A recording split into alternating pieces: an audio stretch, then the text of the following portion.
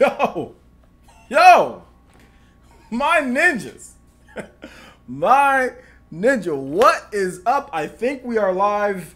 Like I said, this thing's always kind of crazy whenever I start up. Hold up, my phone's going off. Wanted to make sure everything was just perfect for our live stream starting up today because you guys know I'm on some foolery today.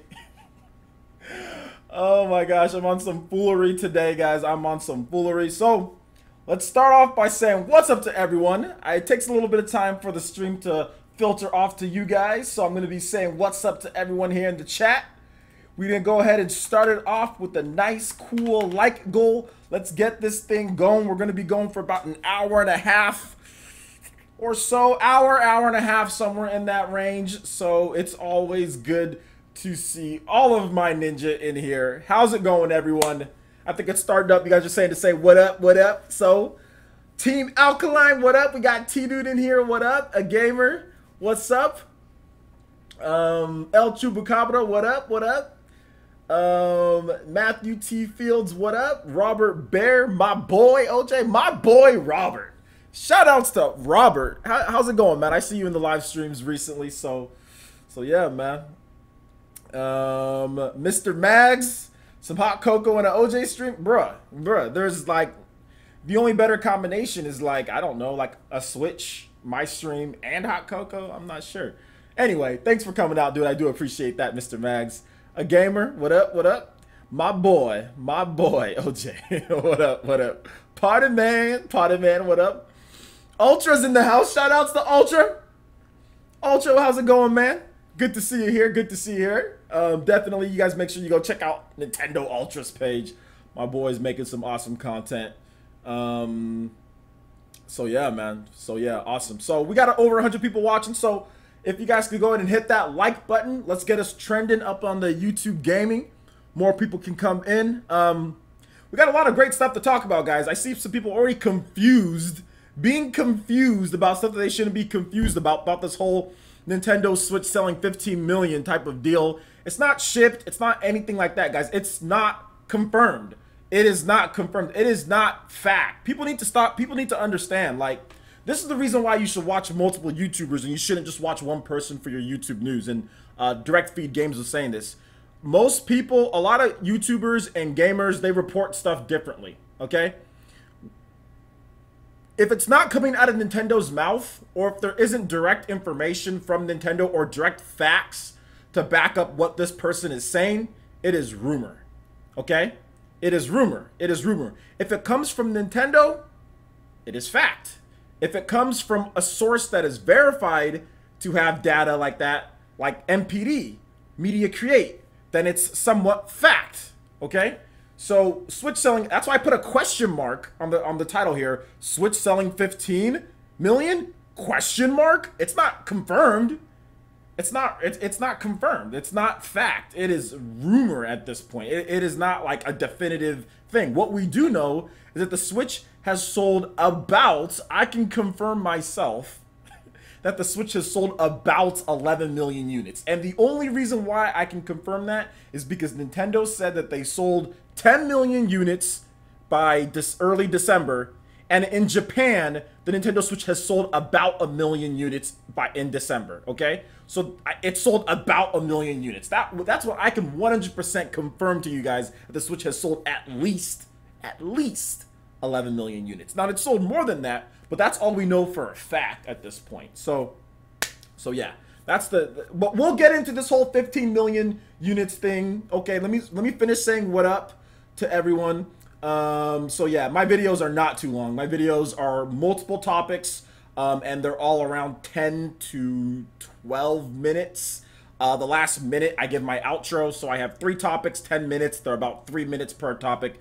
My videos are not too long. They're right at the right amount of time. Sometimes my videos, they're up to 17 to 19 minutes, and I edit them down to 10 to 11 minutes for you guys. So no, my videos aren't too long.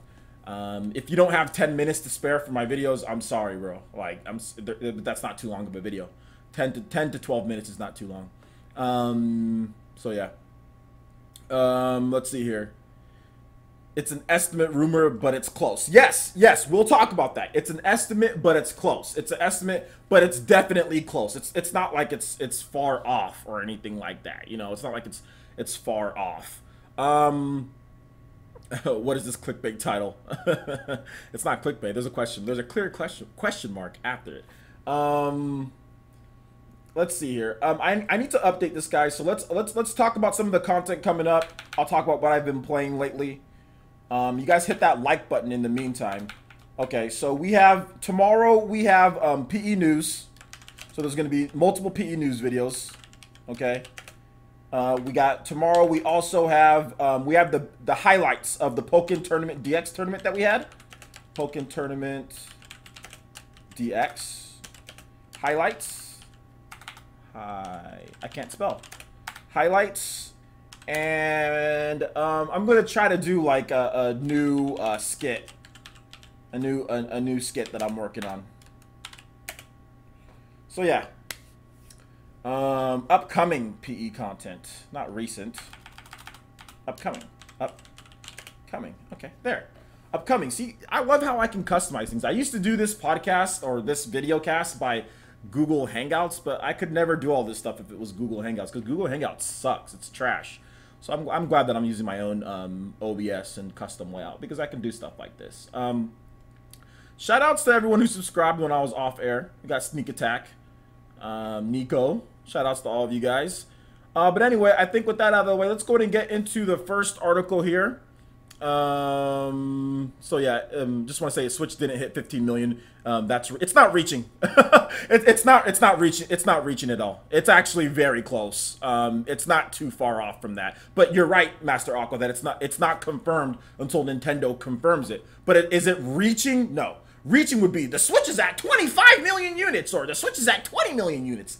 That would be reaching. 15 million units is not reaching. If it's a million or so off, that's not reaching at all. Like, if someone says, oh, the Nintendo 3DS is almost at 70 million units, that's not reaching. It's almost at 70 million units. It's not quite there, but it's almost at 70 million units. You know what I'm saying? So that's not reaching at all. But I see what you're saying, though. Definitely not reaching, though. Reaching would be at least, that it would be more than a few million off, like maybe 4 or 5 million off. That would be reaching.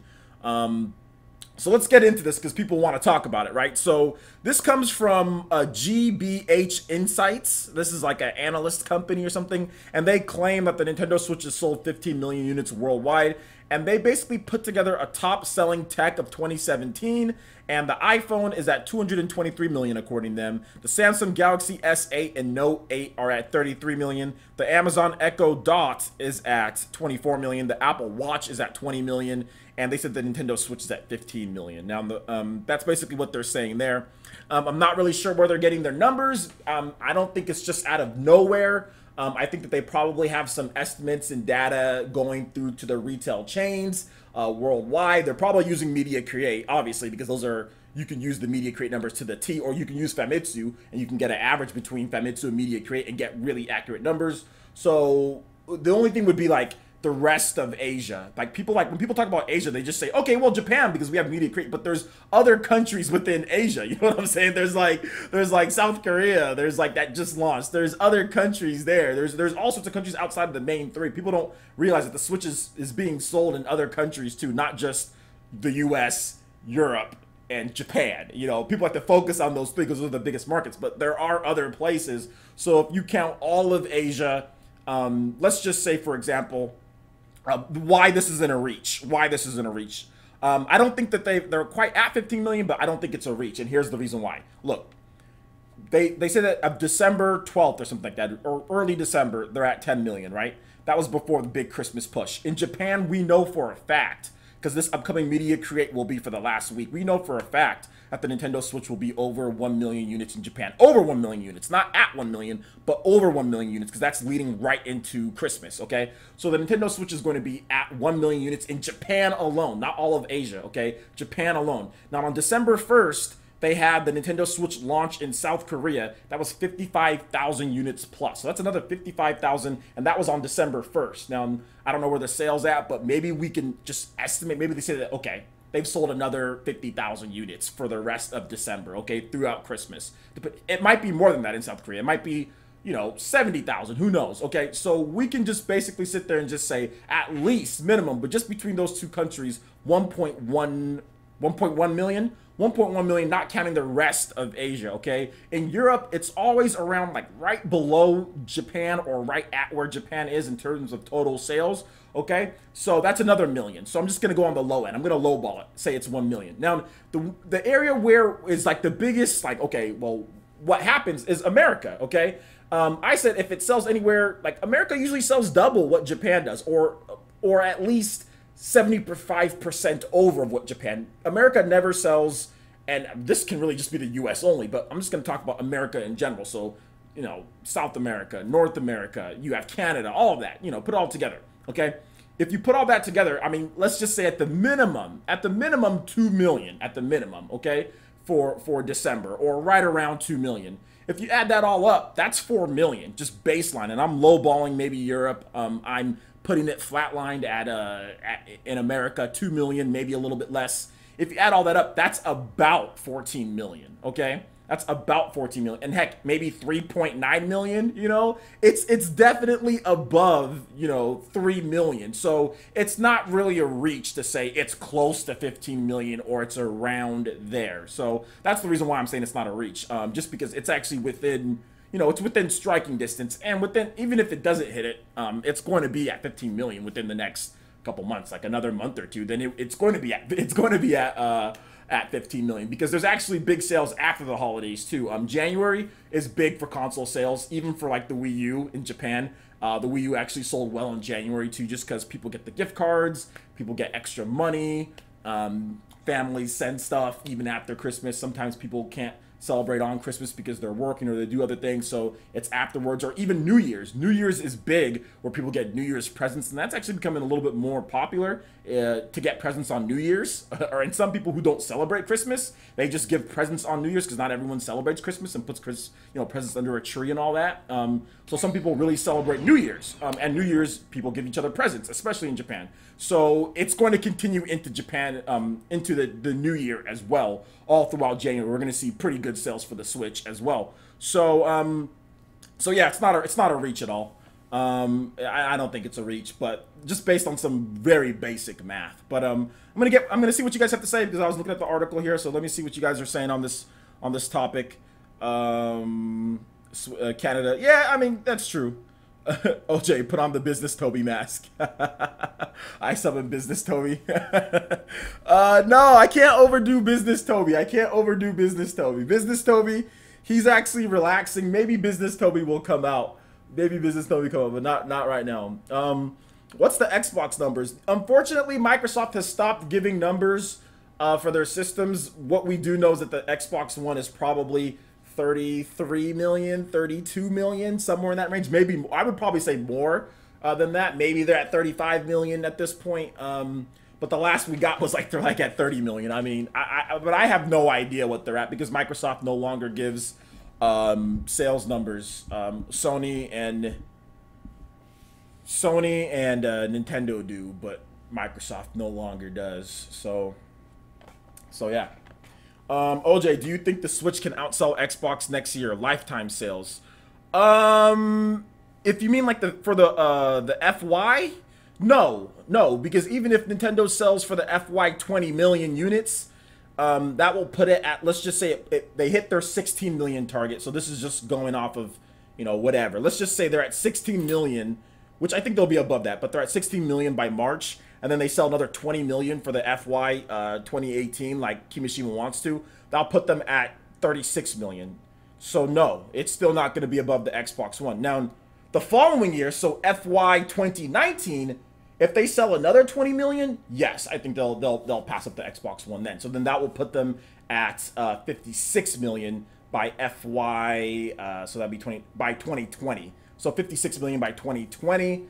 And I think, yeah, so 3 years, 56 million, not bad at all. I think they'll definitely outsell Microsoft by 2020. Heck, Microsoft might be onto their next system by then. To be honest, they're probably going to be talking about their next system. So yes, it'll outsell the base Xbox. But yeah, those are my thoughts on that. So what do you guys think? I'm gonna get you guys' the Toby mask. The Toby mask, actually, when I do my videos, the Toby mask stays really close to me, guys. Like it's very close. It doesn't stay far away from me. My daughter saw this mask and she was like, what the? She said like what the like 10 times in a row. She said it was the I wish I could have recorded her reaction to this mask. She just like had this weird look on her face, and then when I put it on, she started laughing. So she thinks it's funny. So yeah, man. Let's see here. But let's see. Rare Studios coming out with the Sea of Thieves IP for the Xbox One X, but I don't like the game so far. Well, we'll see. Let's see. Roadhouse says if the Switch happens to sell 40 million at some point, there are still going to be people hating on it. We still see some people hating on the PS4 despite selling over. I mean, but everything gets hated on, guys. Like there's nothing that everyone. My daughter's screaming in the background. There's nothing that. It doesn't matter what you do. People are going to hate on something. People are going to hate. You know what I'm saying? It doesn't matter. Shout outs to Flip999 with the $5 donation. Thank you so much, dude. It says keep the awesome content coming. I don't have a choice. And like I said, this to me, it's work, but it doesn't feel like work. Like I've already got content laid out for you guys tomorrow. I'm going to wake up. I'm going to actually, after this live stream, I'm going to do content for you guys. Sunday's content as well. Like I do content so much. It doesn't feel like work. It's just, it's fun. It's work, but it doesn't feel like work, you know? So yeah, the content's going to keep coming. As long as you guys are here, I'm going to be here. Now, if I don't have any more viewership, then obviously I have to go do something else. Go get a typical normal job. But as long as you guys are watching my videos and sharing and liking and subscribing, then then yeah, it's awesome. And shout outs to, is it Jesus Hernandez for the subscription. Thank you so much, homie. Welcome to the village. Please, everyone in the chat, make Jesus Hernandez feel very welcome. Thank you so much, dude. I appreciate that.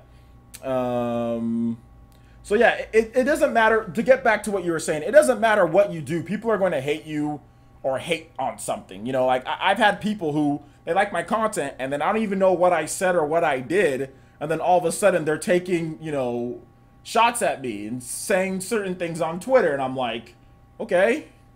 You know, I don't know what I did, but I did something wrong. So, I mean, no matter what you do, there's always going to be people that hate you no matter what. Same goes for systems. Same goes for people. So if people are going to hate you no matter what, if people are going to hate things, you might as well just do what you want. You know, and I think that's how Nintendo, Microsoft, and Sony all feel. No matter what, people are going to hate them for whatever reason. You know, like Nintendo, where's my third-party support? I want more third-party. Microsoft, where's my first-party support? I want more first-party. Sony, why is PS Plus so expensive? I want cheaper PS Plus, you know? So, no matter what, you know, PC, people say, why is PC so difficult? I don't like to upgrade my system, you know, installing drivers. I mean, people complain about everything. People are always going to hate on anything. So, just do what you want, play what you want, and try not to worry about other people. Which, I mean, I used to be honest, Ninja, like, you know, when people would take shots at me, I'd try to make, like, response videos, or I'd be like, no, what, how dare you say it? But now it's just like, man, like, take your shots. You want to throw shade, I'll just say something back, and that'll be that. You know what I'm saying? Like, I just won't say anything at all. Like, at this point, anybody who hates on, like, Switch or who hates on things, I'm just like, okay. Like, I'll make fun of it. I'll put on a business Toby mask, you know, like I'll turn it into something that I can use, you know what I'm saying? So if people say stupid things, I'll just do that. You know, I'll just come I'll do something like that. So it's like, it's not even a big deal, you know what I'm saying? It's not even a big deal. So ask your girlfriend, fiance to redecorate your background. Check out SpawnWave and a lot. It should help more. SpawnWave uses a green screen. I don't know what you're talking about. And my background, it's just posters. It's not a big deal. Don't worry about it, my guy. I'm setting up some other stuff. We're gonna have a different layout. But I don't know what you're talking about with SpawnWave. He uses a green screen for all of his videos, and then his other videos that aren't green screen, it's just a normal, like it's just like a normal back. There's like nothing in the background. So I don't know what you're talking about. But no, my fiance is definitely not gonna redesign my posters or redesign my room. I'm putting together some stuff where I'm gonna have a new layout on this side of my wall right here for PE news videos, and this background is going to stay. So don't worry about it, my guy. Worry about your own room. Let's see here. OJ, what's the worst third party for Switch as of right now except EA? The worst third party? I don't know, dude. Do I play MM? Okay, guys, hold on to your questions, okay? Questions will come at the end. All right, let's move on to the next article here, okay? So apparently Nintendo is already thinking about their next-gen system, which is to be expected. I did a video on it earlier.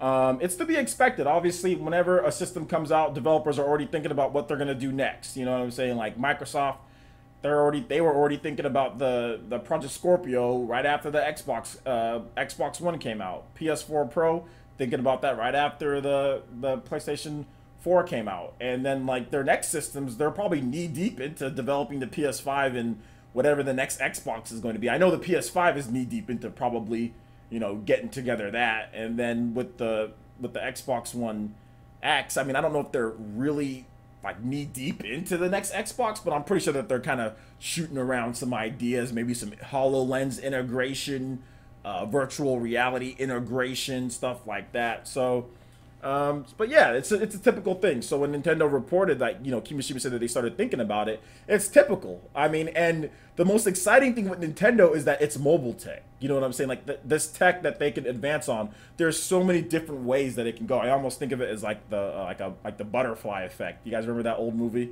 with Ashton Kutcher, where there's like so many different ways that you can go and different things that can happen. Now, unlike the movie, all of those lead to ruin for him. Doesn't matter what he did. All those led to just everything being messed up. Which I think Butterfly Effect is probably still Ashton Kutcher's best movie. That was a long time ago. But yeah, I think with Nintendo, there's a butterfly effect, and most of the ways go in a positive light. Like even like Spawnwave today was like, he posted on Twitter, was like, hey, the Nintendo could do like release like a power system for like power users, you know, which they could. I don't think that would be generally like super successful, but I do think that's a way that they could go. They can still have their Switch. Nintendo can make a supplemental computing device. Like a dock, a supplemental computing device dock. You put it in there, it gets you more power. Nintendo can make a new Nintendo Switch and a supplemental computing device dock. You know, there's a lot of different ways that Nintendo can go. You know, shout outs to Barrett X, who donated $5 through Super Chat and says, "Keep up the good work, OJ. I enjoy your content and appreciate the positive community you are building." Yeah, you know what, man. Like I said, this past couple years, I mean, I think my New Year's resolution in 2013 was to become an optimist. Because I wasn't necessarily an optimist, because 2013 was probably the worst year that I've ever had in my life. 2013 was horrible, so I was like, okay, I need to become an optimist. I need to do things better, even though, guys, 2013 was horrible. I think I had like $100 in my bank account in 2013. It was not looking good, guys. It was not looking good. It was not looking good at all. But yeah, at 2013, I was like, you know what? Like going into 2014, I was like, I'm going to become an optimist. I'm going to change the way that I think. I'm going to be more positive, and I'm going to at least try to build a community to help. Now, there was a little wrench that was thrown into my plans in 2015 when Nintendo killed the Wii U. That really made me upset, and made me make a lot of videos that probably weren't in the best of optimist taste. But I say that we rebounded nicely in 2017. So yeah. Shout outs to Albedo667, donated $5 through Super Chat and says, is it Rubedo, the Zohar, and Abel are on mid-chat? I have what language are you speaking, my guy? Anyway, thank you so much for the $5 donation. I do appreciate that. I don't know what that means. But yeah. So yeah. So yeah, we're gonna see what Nintendo goes. So some people are saying in the chat, I want to hear what you guys have to say as far as Nintendo next gen. Soul Bad Guy says a more powerful dock would make much more sense than a new system. Exactly. Just buying, let's say the dock costs like $100 or something like that, or well, the normal dock costs almost $100. So $150, a new dock, boost the frame rates, boost the performance of the system. If you want it, you want it. If you don't want it, skip it. You know what I'm saying? You don't need it. Or they can make like a new Nintendo Switch. But they can't make that too much more powerful. You just make it a little bump. Or they can do both. They can make a new Nintendo Switch and they can make a dock. Or they can do one after another. Like I said, it's like the butterfly effect. There's so many different ways that they can go with this. I just don't think that, like, I think the vocal minority talk about 4K and power and all this stuff, but as soon as you put the PS4 at $199, everyone forgets what a PS4 Pro is, forgets what an Xbox One X is, and rushes and go buys a PS4. You know what I'm saying? Like, you can sit here and have all the power that you want, but nothing beats $199. You know what I'm saying? Like, the PS4 Pro, or sorry, the PS4 sold amazing over the Black Friday because it was cheap.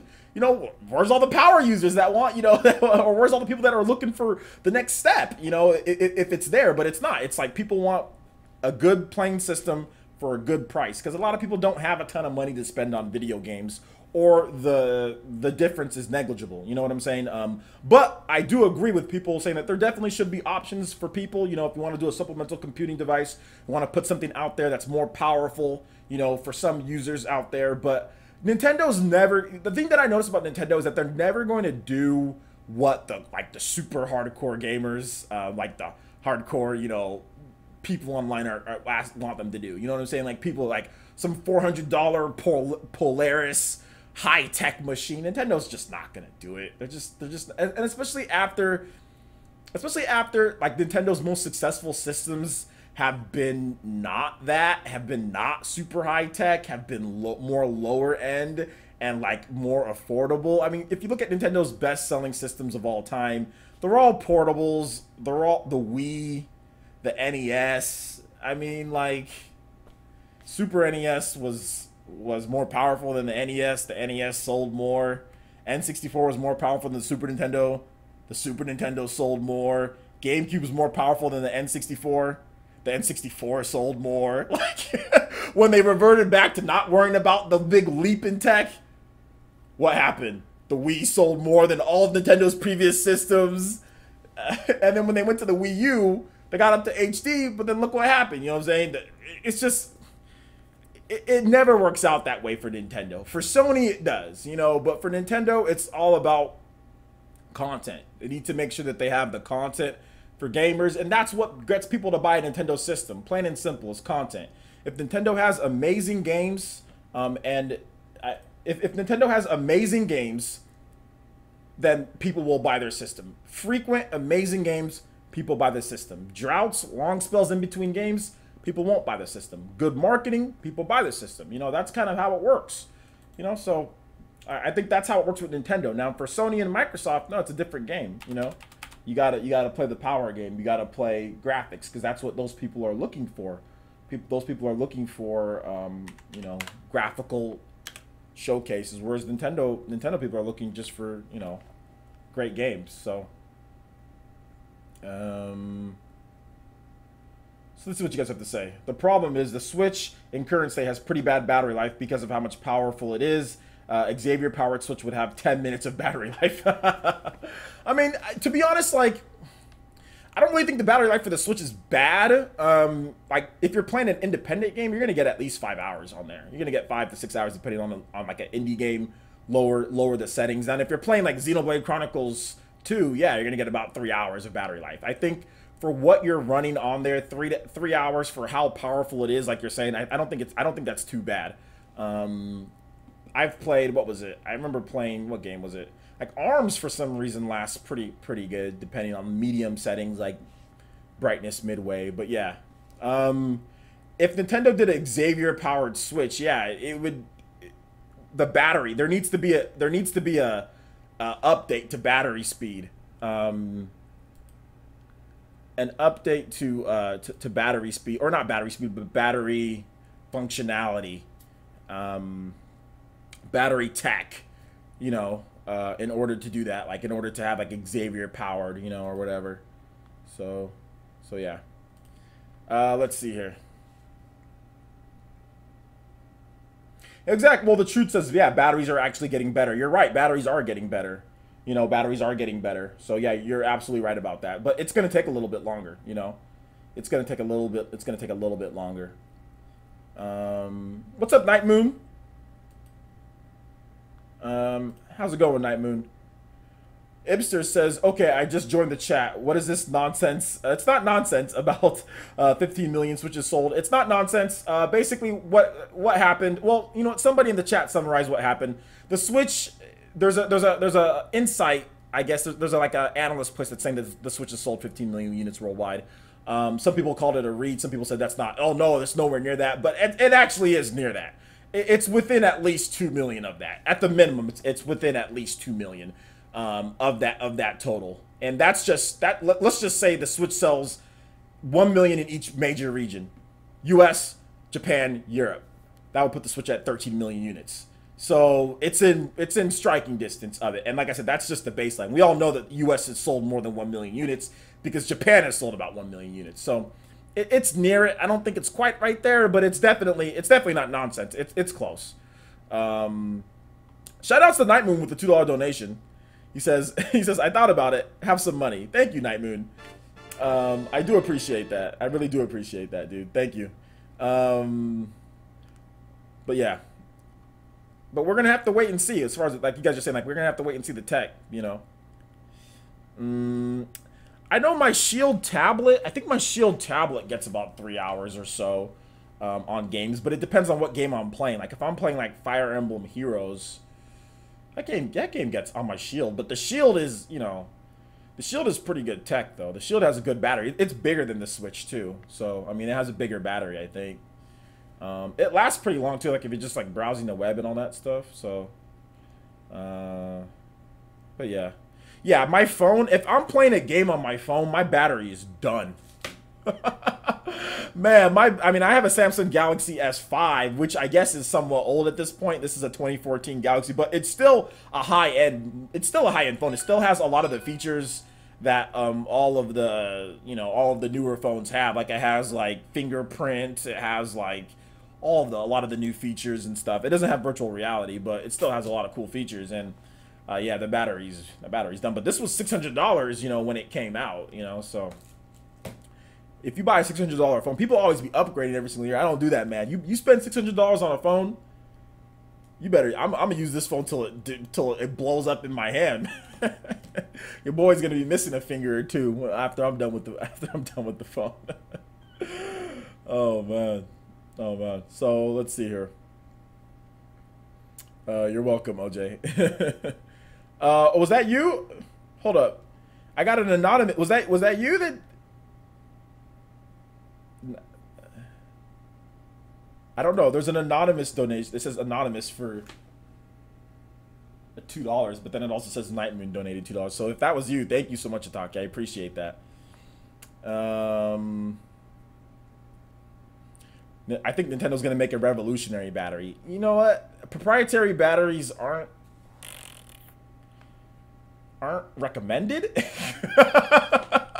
Usually you want to use a battery that's on the market and tested, because when you use proprietary batteries, I mean, it can cause things to explode, or it can cause a lot of problems if you develop your own battery tech, because it's not like it's new. You know what I'm saying?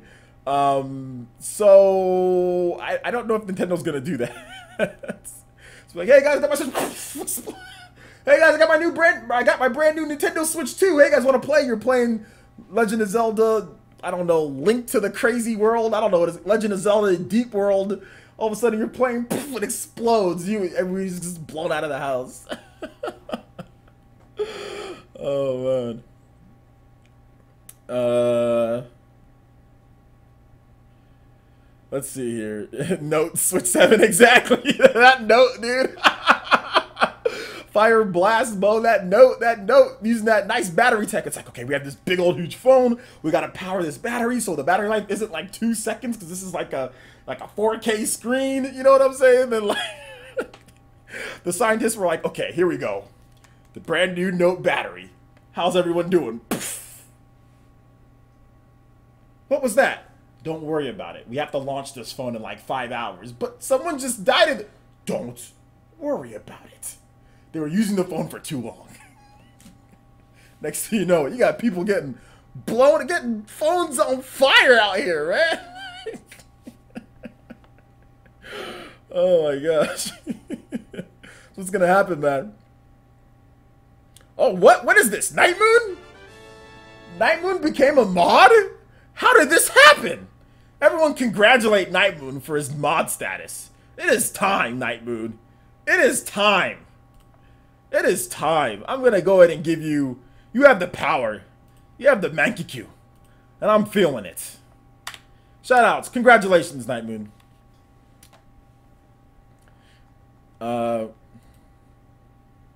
Congratulations. Shoutouts to... I think we should move on to the next topic.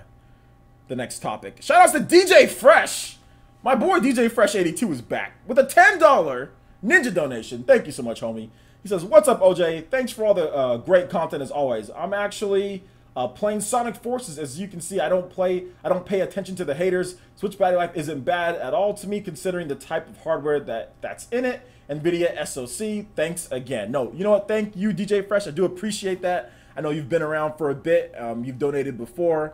You just watching my videos it makes me happy, man. So thank you so much. I do appreciate the $10 donation. And yeah, man, I don't think like you said, I don't think it's too bad. And yeah, you don't need to pay attention to the haters. If you want Sonic Forces, play it. I've seen quite a number of people play Sonic Forces on my list. It's a cheap game. I mean, a lot of people are getting it for, you know, $23 for Best Buy Gamers Club. Pick it up if it's, you know, whatever, you know. Like I'm not hating on it. Of course, I don't think it's the best game out there, but it doesn't need to be. It's okay. But yeah, it's better than Sonic It's better than Sonic Boom. I know it's not saying much, but it's still better than Sonic Boom. I think it's better than Sonic Lost World. I mean, I think it's definitely better than Sonic Lost World and Sonic Boom. So that's a start. Excuse me. What up, Augustine? How's it going?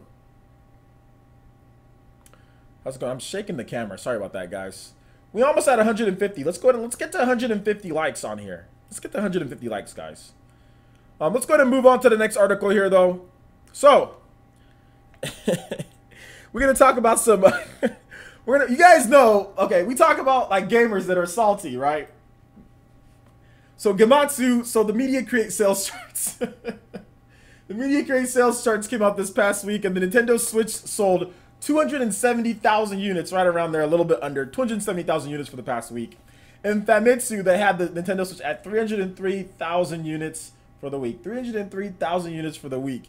And on Gematsu, it got some of these people, they were so salty about the Nintendo Switch selling. What did they do? Let's talk about Atelier. Let's talk about how Nintendo Switch fans aren't buying Atelier, a game that sold 20,000 units on an install base of 5.5 million in Japan. Atelier, they want to talk about how that game, it did not sell enough on the Switch. It wasn't in the top 20. Neither was the PS Vita version. But hey, let's just talk about the Switch version. And based on the Famitsu charts, Atelier sold like 5,000 or 6,000 copies on the Switch. So it sold about 14,000 copies more on the PS4 than it did on the Switch. And you've got people sitting here trying to completely change the narrative. Let's ignore the Nintendo Switch selling 303,000 or selling 270,000, pretty much outselling the PS4 like by ×5 or 4 times the amount of the PS4. Let's just go ahead and ignore that, and let's start making up arguments about Nintendo Switch fans in Japan not buying third-party games. Even though that even on that same list, Dragon Ball Xenoverse got into the top 20, and that sold nearly as much as Atelier, and that's almost at 100,000 units in Japan alone. And Dragon Ball Xenoverse 2 has sold really good in Japan, and that's a third-party game. Street Fighter has sold really good in Japan. That's a third-party game. There's been numerous other games that have sold really well, and you know, SteamWorld Dig, lots of different games on the Switch that have sold well for the install base that it has. So it's just funny. So I had to break out a brand new one because, as you know, as the seasons go on, things get a little bit more tasty, a little bit more flavored, and these people are getting seasoned. It's not just normal salt out here. They're getting seasoned. So we had to do a little bit of an upgrade, and we upgraded to Morton's seasoning salt. Now, a little bit less sodium in there, 25% less, because a lot of people just gave up. They're like, you know what? I can't hate no more. The Switch is absolutely killing it. So I'm just going to stop. I'm just not going to talk about it. I'm just going to talk about, you got people saying, oh, well, well, yeah, that Monster Hunter PS4 is doing pretty good, huh? Yeah, people just don't even want to address it. So we upgrading to seasoned salt because it's the same people. Let's go ahead and give it a taste, guys. I love seasoning salt, by the way.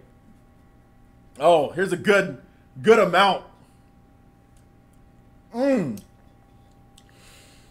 Seasoning salt. I can taste the seasoning salt from these guys. It's the same people too.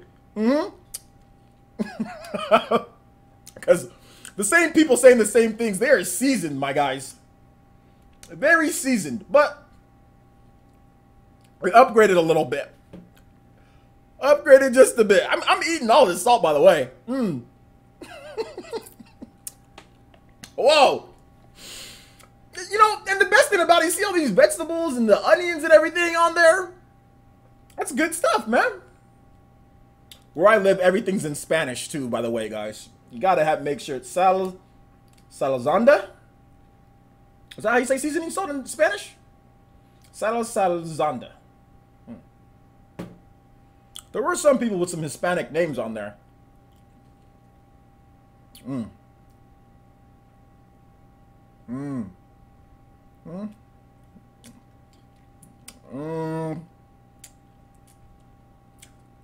There was one really salty comment. Let me take one more good swig of salt. The dude was like, "You Nintendo Switch fans, always complaining for third-party support, but you are not buying third-party support." Then someone told him, "Well, Dragon Ball Xenoverse is in the top 20. And he said, "And?"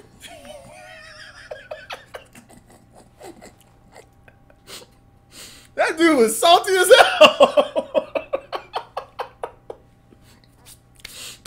He was like, "And?" And the guy was like, "Well, and yeah, people are buying some games. And?" It's like, okay. My guy has lost it. Morton's seasoning salt. That's good. This, if you have some seasoning salt, like you buy this seasoning salt, you put it on like some beans, you put it on some French fries.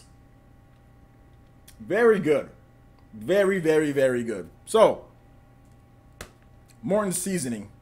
If Toby was eating this, he couldn't eat it. He'd be like, I can't. So, very good. OJ, think about your blood pressure. I am thinking about my blood pressure. It's 25% less sodium.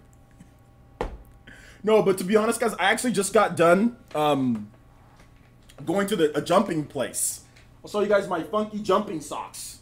So we went to this jumping place, me and my daughter and my fiance. We all went to this jumping place, and they give you these crazy socks with like crazy grip on there, and you jump on trampolines, and like you can do flips and stuff, and there's like jumping, like dunk basketball, and there's like rock climbing.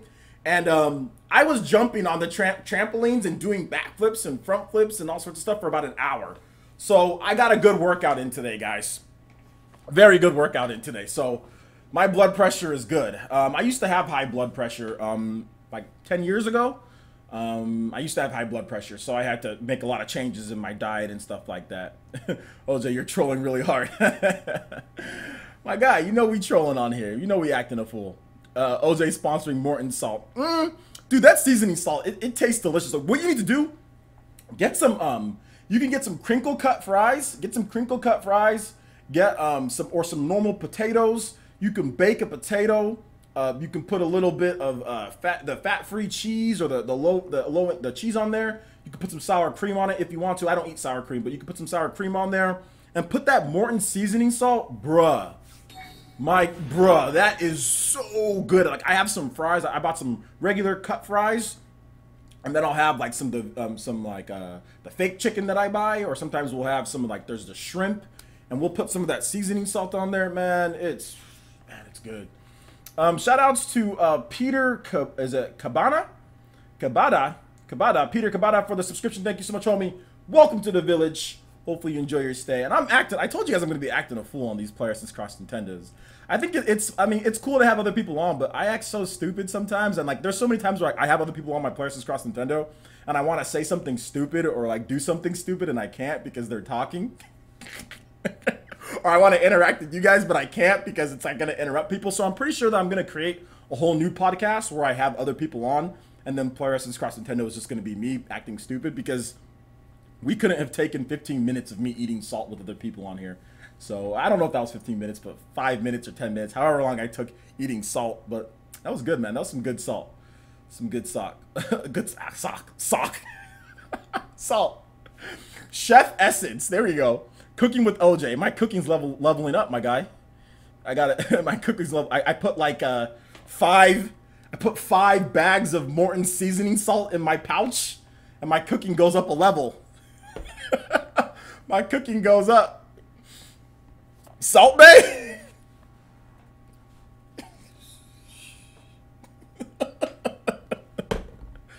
Are we at 150? Oh, we're almost at 150 likes.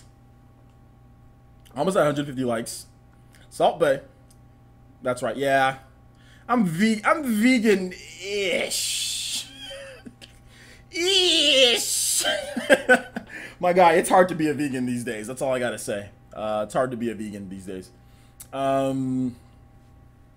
So salt is on my lips. So let's see here. Let's go to move on to the next article here, guys. I'm acting really stupid, which is funny. Suda51. So we're gonna talk about this. So Suda51 sounds like Suda51 right now be sounding like I don't know how to explain it. He be sounding like he's like almighty Nintendo. I bow down before you, Nintendo. Thank you. Thank you. Thank you. Thank you, Lord Nintendo. Thank you, Jesus. Today we're thanking Nintendo for promoting my game. Travis strikes again. No more heroes. Lord, thank you. Jesus, have mercy on this boy. Travis touchdown. He's back. This man Suda. Oh my gosh. I mean, I can feel where he's coming from because recently here's what Suda had to say. Like, Nintendo is really starting to care about independent developers. He's really appreciative towards Nintendo. He really likes what Nintendo's doing. And like he said a bunch of stuff, but he's just very appreciative. He's just very appreciative of what Nintendo's doing. And I think the reason why is because I talked about this before, but like Suda51, he's had some great ideas. Guys, remember Lily Bergamo? There was supposed to be this game that was like maybe like a spiritual successor to No More Heroes called Lily Bergamo, but nobody wanted to fund it. Nobody wanted to fund it. Not even Suda's parent company that owns them, which is Gung Ho. Nobody wanted to fund Lily Bergamo, so it became into like, what was it? Let It Die, a free-to-play.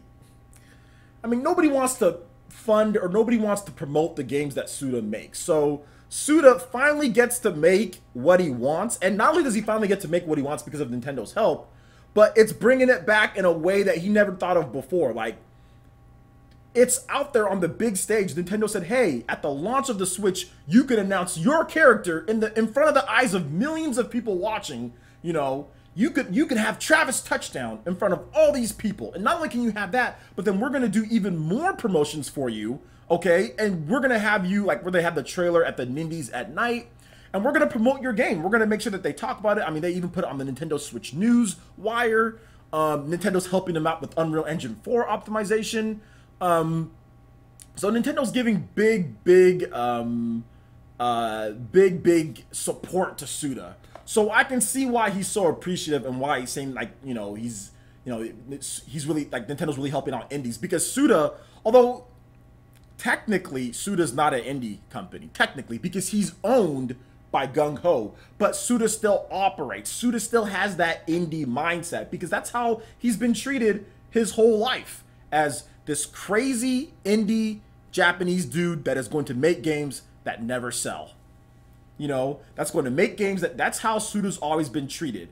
And Travis Strikes Again, No More Heroes is in prime position to be the best-selling Suda51 game. It is in prime position. Like, it could sell really well on the Switch. If the game is decent, so we're talking like 80 plus, you know, if it's an 80 or plus rated game, it has a good chance of selling really well on the Switch because you're going to get more sales in Japan because No More Heroes never sells in Japan.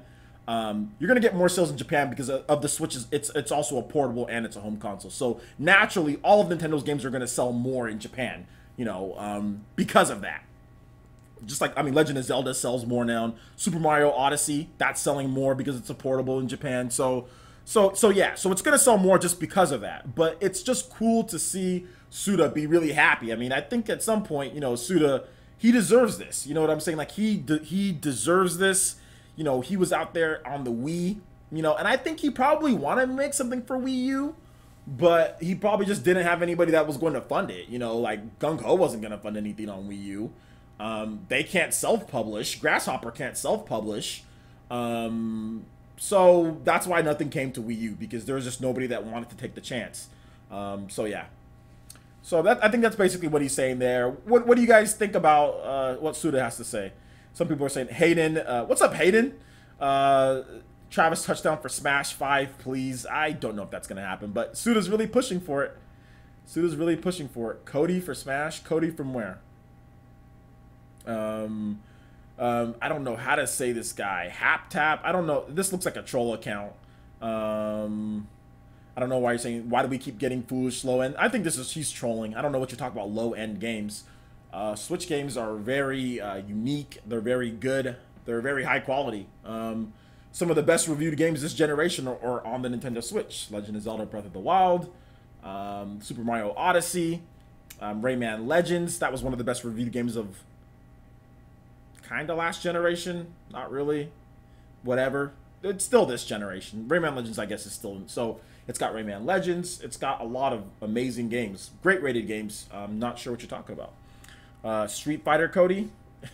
Street Fighter Cody isn't... Street Fighter Cody is not coming. He says, I'm not trolling. My name is Egyptian name. Okay, you're not trolling, but okay. Well, maybe you don't know what you're talking about then. I mean, if the Switch was getting extremely low-end games, then people wouldn't be buying the system. It wouldn't be popular. People obviously think the games are good, but they wouldn't be buying the games.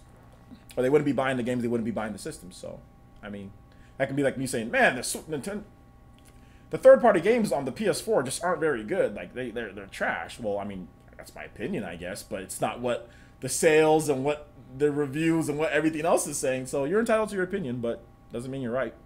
All right, OJ, you forgot Vroom. That game sucks. That game sucks. Them graphics. I know we keep getting old ports.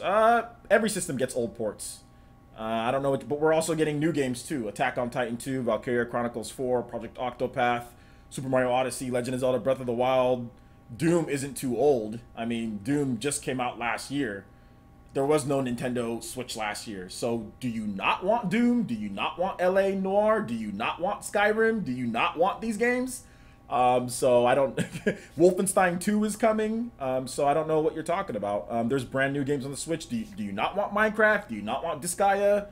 Do you not want these games on here? I don't understand people complaining about ports. PS4 and Xbox One got ports from the PS3 and 360. It got old ports. Sony ported over The Last of Us. Sony ported over God of War 3. Sony ported over so many different games from the PS3, older ports. Microsoft ported over old games as well. Companies port over old games. Like, it's a typical thing. Do you not want these games? Because that'd be dumb. So that'd be dumb. So I'll take them. Sorry. I mean, if you don't want them, then don't buy it. Then go buy a PS4, go buy an Xbox One, go buy a PC, and play all the new games that come out. You know? I personally want as many games as possible, so I'll take them.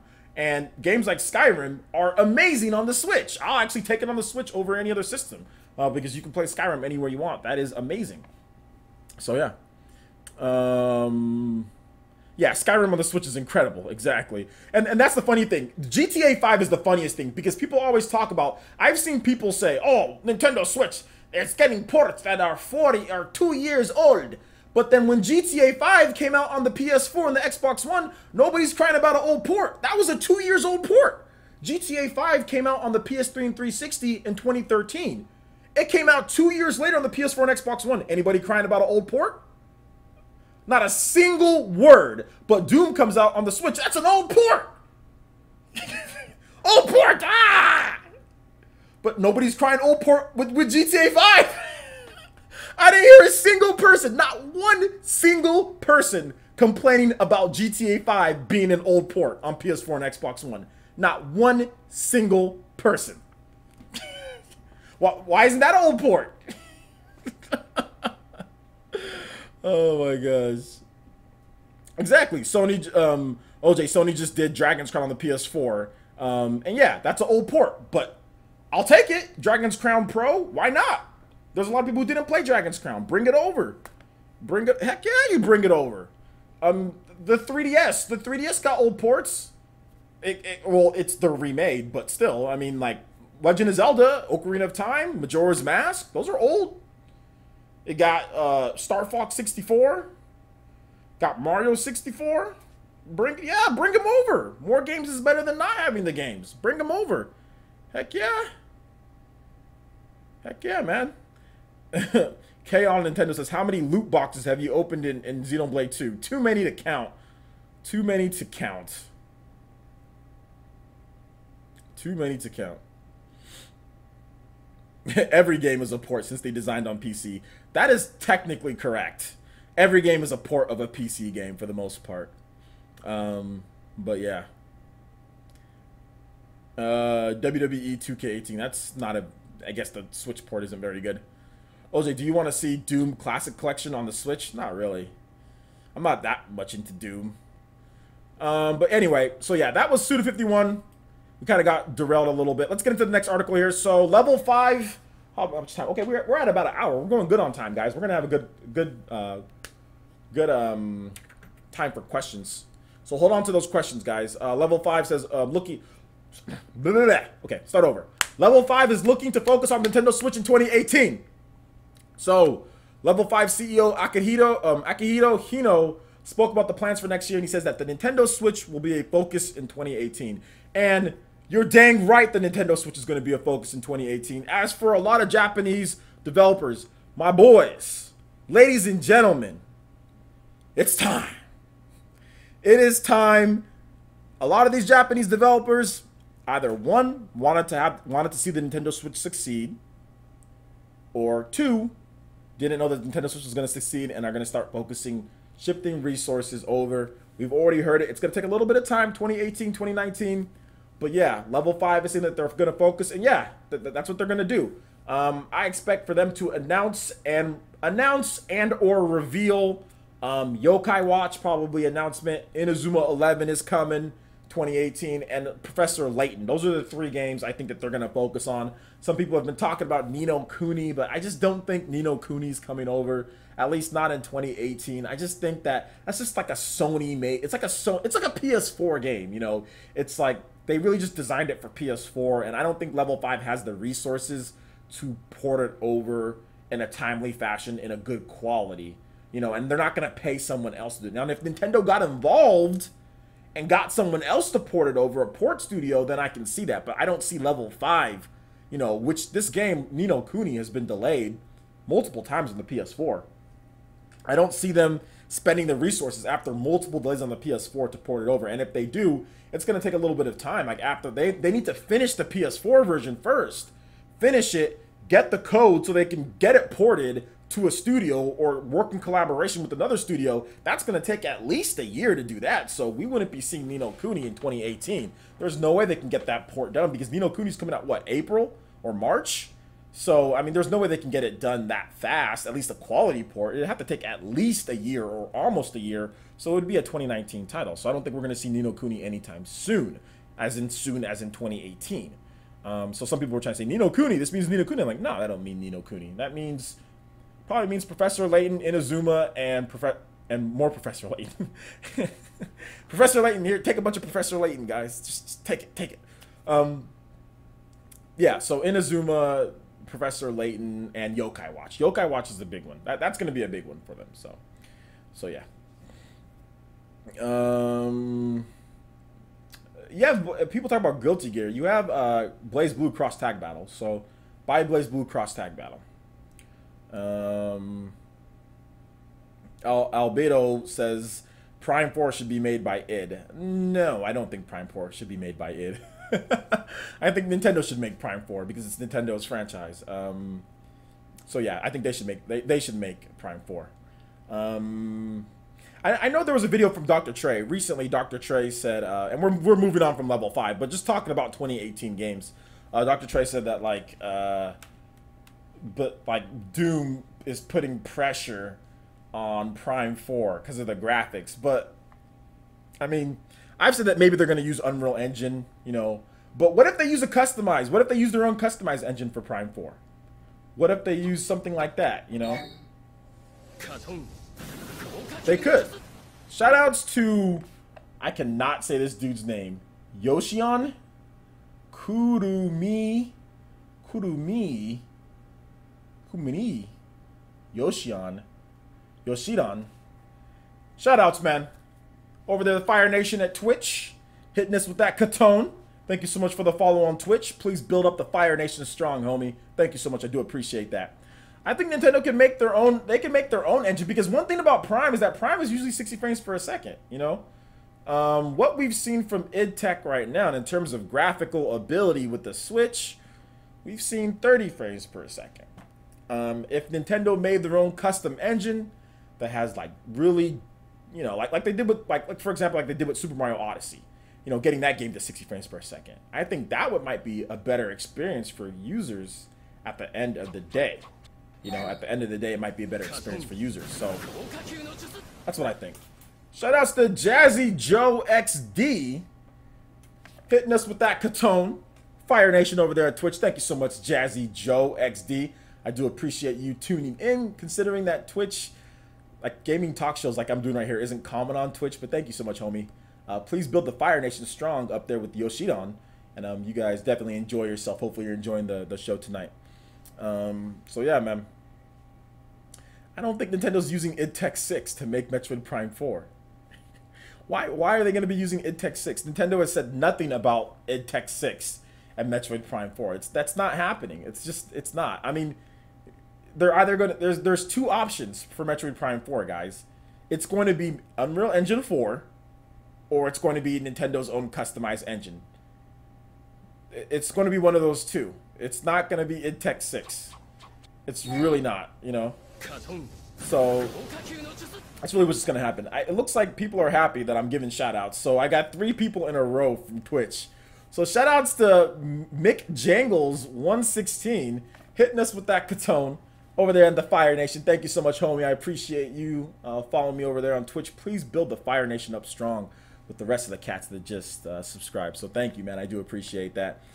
Prime 4 engine would probably be custom. That's what I'm thinking, Fire Blast Bow. The Prime 4 engine is probably going to be custom because you need, I mean, you don't need Metroid to be at 60 frames per second, but I would think they want Metroid to be at 60 frames. And with id Tech, I mean, I guess you could get there, but you're using someone else's tech. Nintendo's been investing into Unreal Engine 4. Okay, so why use id Tech where you're not using with any of your other games, okay, when you have Unreal Engine 4 that Miyamoto himself has said that they've invested into, that their developers have mastered. So I'm guessing everyone in Nintendo's EAD staff, since it's Yoshi, okay, that's a hardcore first-party developed game, you know what I'm saying, for Nintendo. So if Yoshi is using Unreal Engine 4, why would they say, okay, we have Unreal Engine 4, we're using Unreal Engine, and then say, okay, let's use id Tech 6? Like, it doesn't make sense. It's either going to be a custom engine, or it's going to be, or it's going to be Unreal Engine 4. That's what I would think. So yeah, man. Is Zuka still the ruler? There is no ruler in the Fire Nation. Once we hit 1,000 followers on Twitch, I'll name a ruler. But for right now, the Fire Nation was destroyed, guys. My Twitch was in shambles, but we're trying to build it back up. Okay, once we hit 1,000, I think that's when the Fire Nation will actually need a ruler. But for right now, we're like at 600 something. We're almost at 700. So once we get to 1,000, I might have a Twitch party only thing. No, I probably won't do that. Never mind. Why am I going to sit here and say that? I probably not going to do that. So, but yeah, thank you so much, all the Twitch guys watching. Thank you so much. I do appreciate that. Yeah, good feels using the Unreal Engine 4 and making a new Yoshi game. Exactly. So yeah, let's move on to the next question, or the next thing here. What's the next thing here? Oh, you know, we actually went through everything. Yeah, we actually went through everything. Okay, so we can get into questions. This is my favorite part. Shout outs to Prime Frost 12. Shout outs, man. Thank you so much hitting us with that Katone. Fire Nation over there on Twitch, on Twitch. Build it up strong. We got 4 people in a row that followed. Thank you guys so much. Do appreciate all that. Don't know how many people are watching on Twitch, and I don't have my Twitch chat up because I mainly go on YouTube. But thank you guys so much. I do appreciate that, and I'll probably start integrating Twitch more, my Twitch chat more. I need to integrate the thing that I have. So thank you so much. I do appreciate to everyone who's watching on Twitch. A gamer says Switch is the best console. So you guys go ahead and put your questions down. Let's go ahead and answer some questions here. If some of you guys that are on Twitch, if you guys want to go and head on over to my YouTube channel, which there's a link in my Twitch. If you want to get your questions answered, I can do that. So you can keep on watching on Twitch if you want to, because Twitch is actually better. The latency is faster. Yeah, if you want me to answer one of you guys' questions, whoever's on Twitch, head on over to YouTube and I'll answer your questions in the chat there. So yeah. Soul Bad Guy says, OJ, do you think Rex would have multiple blades in Smash aside from Pyra and Mithra? If so, which would you like to see? Yeah, if Rex was in... I talked about this. I said that if Rex was in Smash Bros, I'd actually like it to be where it's like Rosalina and Luma, or like Ice Climbers or something like that. You have Mithra or Pyra like right behind him, giving him energy, and like you can separate the two, but you have to try to keep them together. And I would like to see it. I would like to see 3 different blades, and I would like to just see Mithra, Pyra, Cosmos, and probably like I think Rock would be cool. I know there's some other really cool rare blades that I haven't gotten yet, or like Perun, Mithra, Pyra, Perun, Rock, Azami. Azami's really cool because like Azami, she's like a shadow puppet, so that'd be cool. Azami, but yeah, in terms of my #1 picks, it would be Mithra, Pyra, Azami, and Cosmos. I would like to see those 4 in the game. If I could add some more, yeah, just like, I don't know, there's a bunch of different rare blades, you know, that are cool. So yeah. How many hours on Xenoblade Chronicles 2? I have right around 100 hours on Xenoblade 2, a little bit underneath 100. Let's see here. Team Alkaline says, OJ, why do you think the PS5 will be a hybrid? I think the PS5 will be a hybrid in Japan. I think there's going to be 2 options. I think Sony's going to play it with 2 options because Sony sees that there is a market in Japan, and there's a market for high-end portable consoles. They saw that somewhat with the PS Vita, but they're seeing that with the Switch.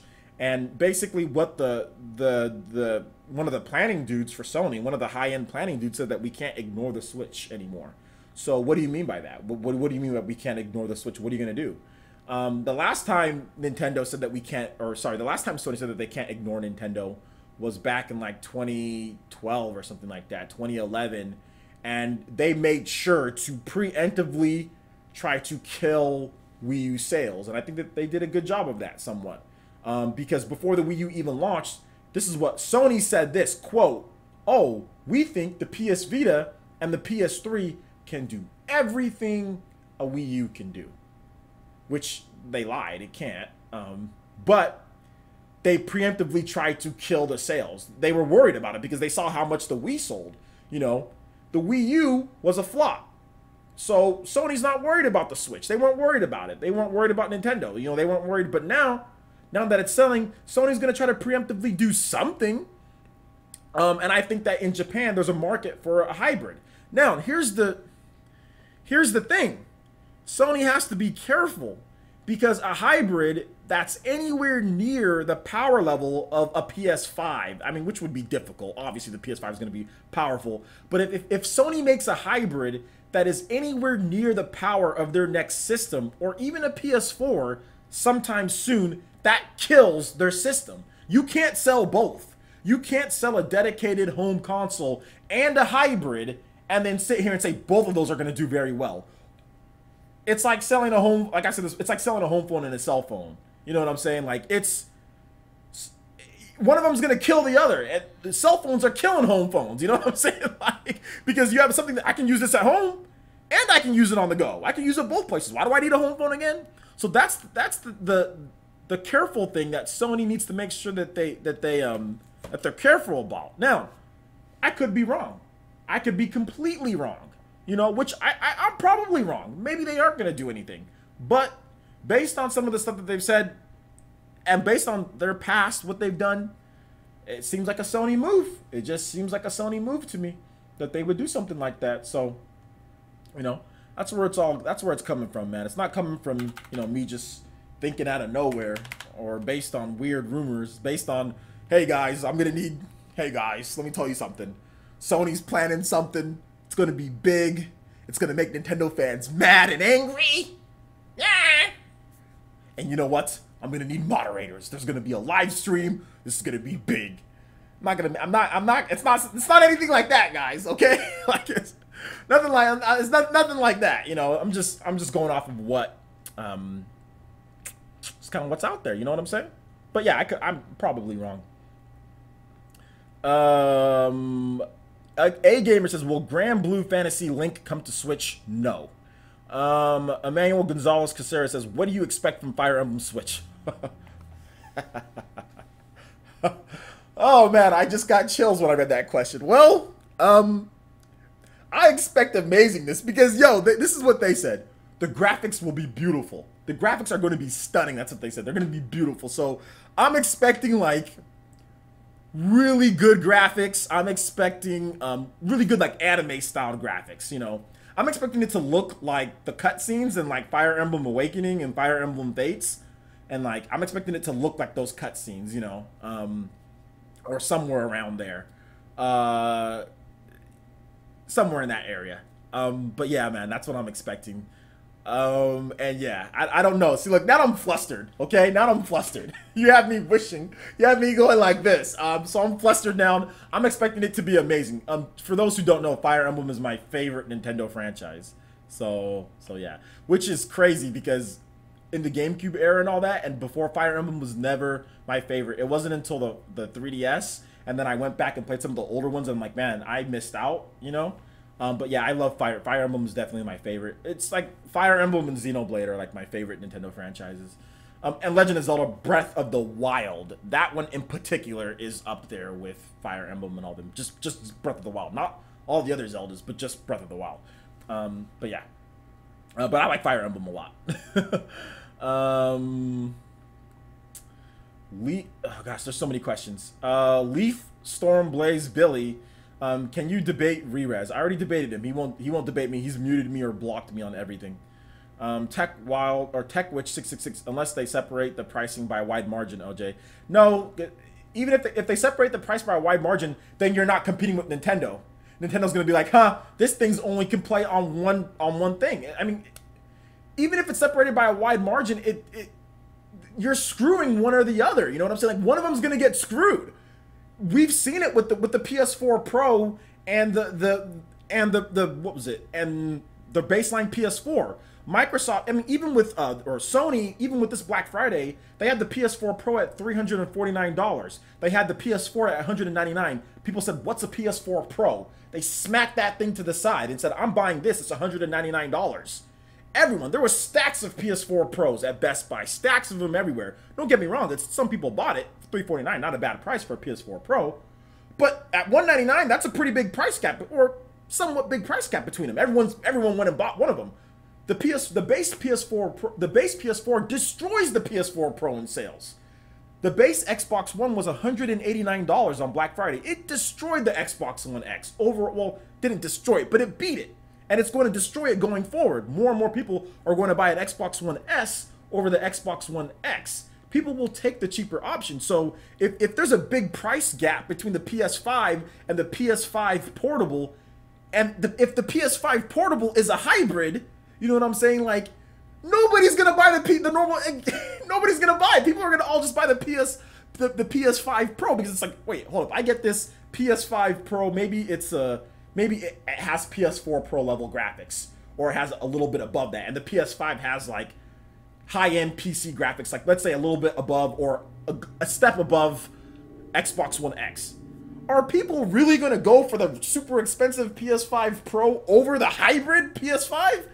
Dude, you'd be crazy to do that. Like, I'd take that PS5 in a heartbeat. Like, the hybrid one, I would take that in a heartbeat. Like, it wouldn't even be close. Like, why would you not want the option to take it? I mean, yes, there's those hardcore guys with graphics, but a PS5 portable would be better than Switch. So you're gonna get some really good graphics, and you're gonna get the ability to play it anywhere you want.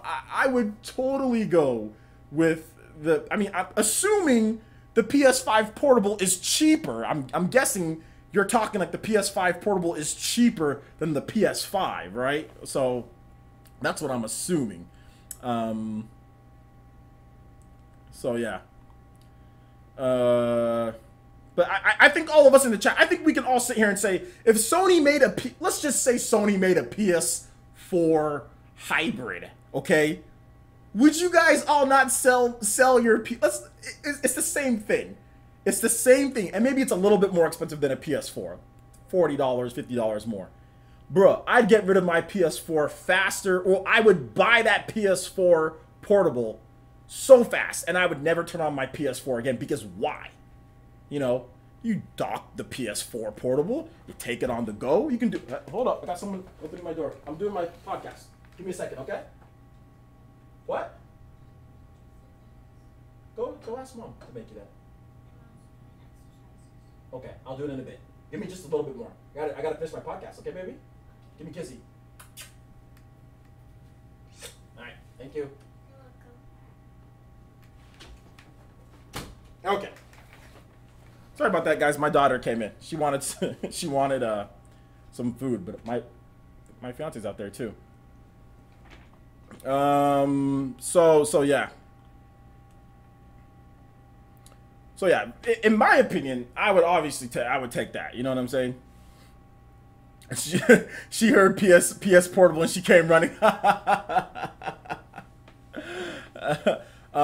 She's cute. You should introduce her. I've introduced her before. I've had videos with my daughter come on before. Maybe I'll have another video with her, because I know I get new subscribers. So if you haven't seen my daughter, but my daughter's interrupted my podcast multiple times. Multiple times. But yeah, maybe next time I'll introduce her. No, I'm not married. Pokemon is the portable dream. Yeah, Pokemon's gonna be amazing. Pokemon's gonna be amazing. So I probably skipped over a lot of questions here, guys. So let me see if, I mean, we still got plenty of time. So let's get some more questions. Do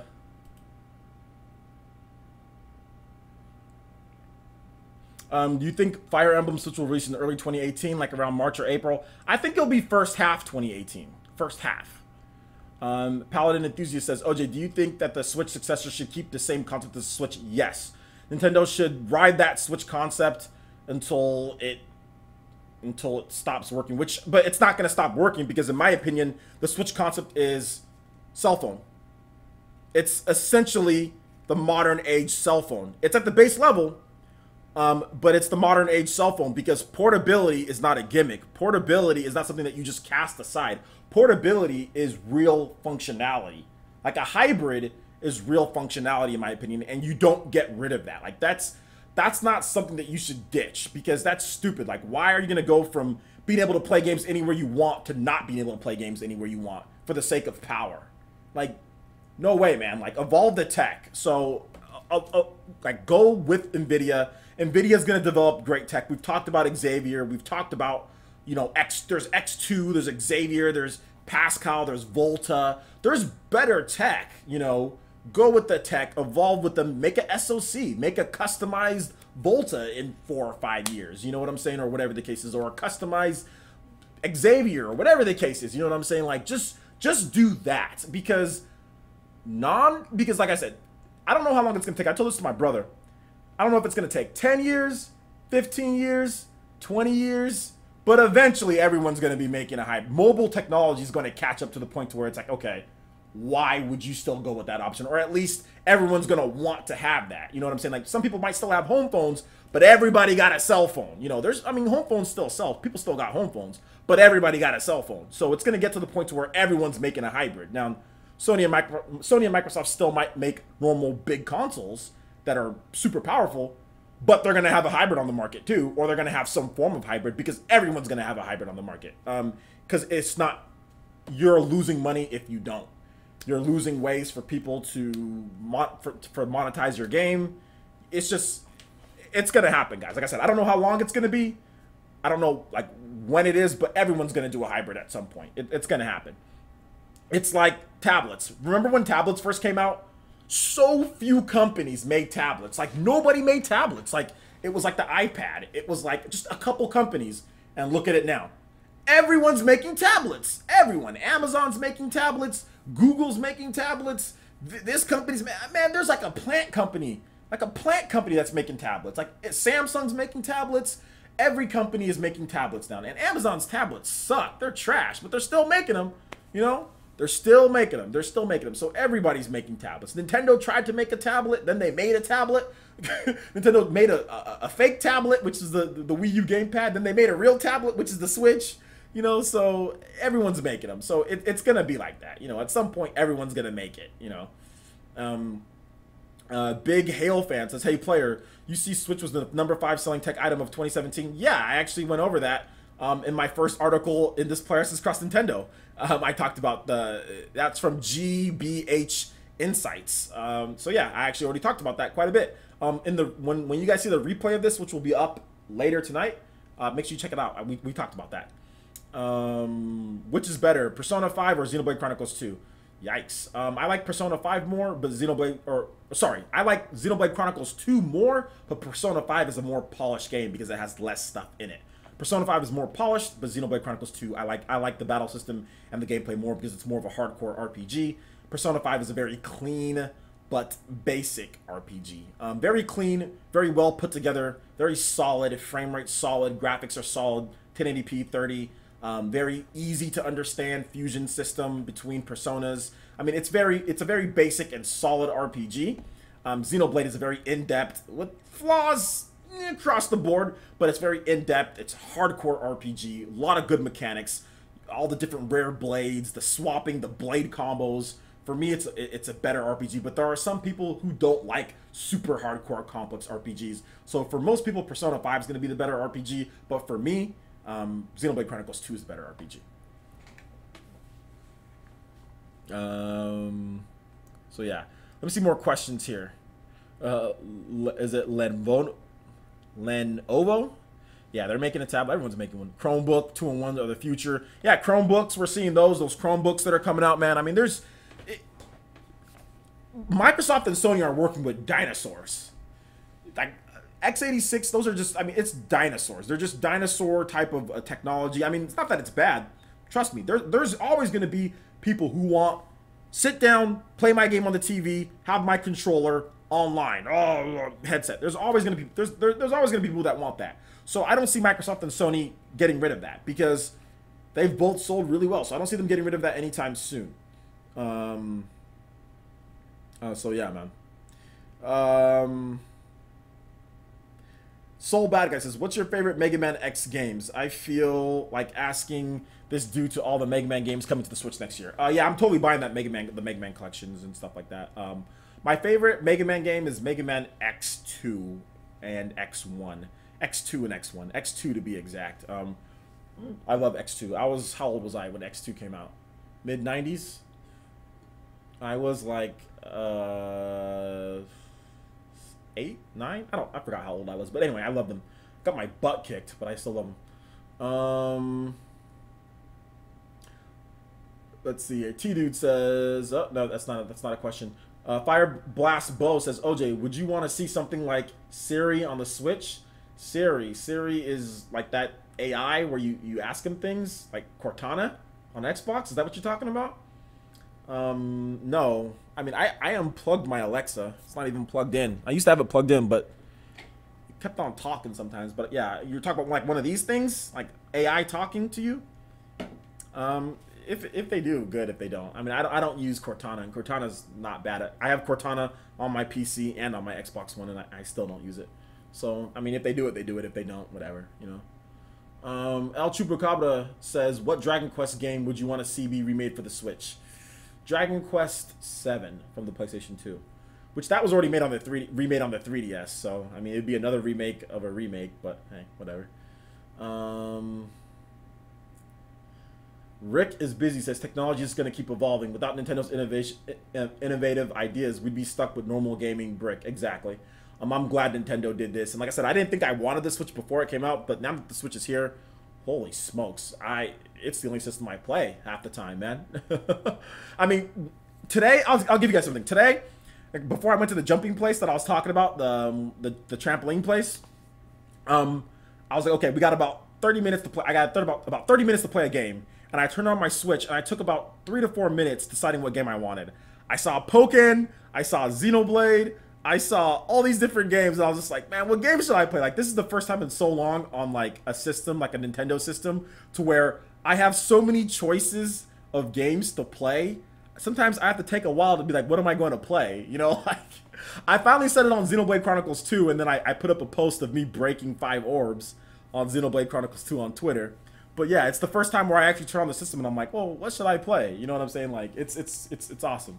Usually, like, with the Wii U, like, the games come out so infrequently. Like, I play the game, and I'm just playing that game. I know exactly what I'm going to play when I turn on the system. And, like, with the 3DS, it's kind of the same way. I know exactly what I'm going to play when I turn on the system. But with the Switch, I have so many digital games that just, like, that's just, like, right there. And I'm just like, what am I going to play today? You know, like, I was deciding between Azure Striker, Pokken, Xenoblade, or ARMS. Because I downloaded ARMS, and I've been playing that a little bit, too. So, like, I had multiple games. I'm like, man, what am I going to play right now? You know, I was also thinking about Splatoon 2, getting a couple matches of Splatoon 2 in as well. So, yeah, it's awesome.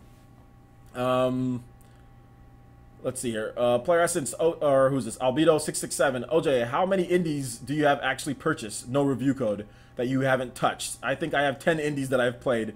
1 total indie backlog I am building.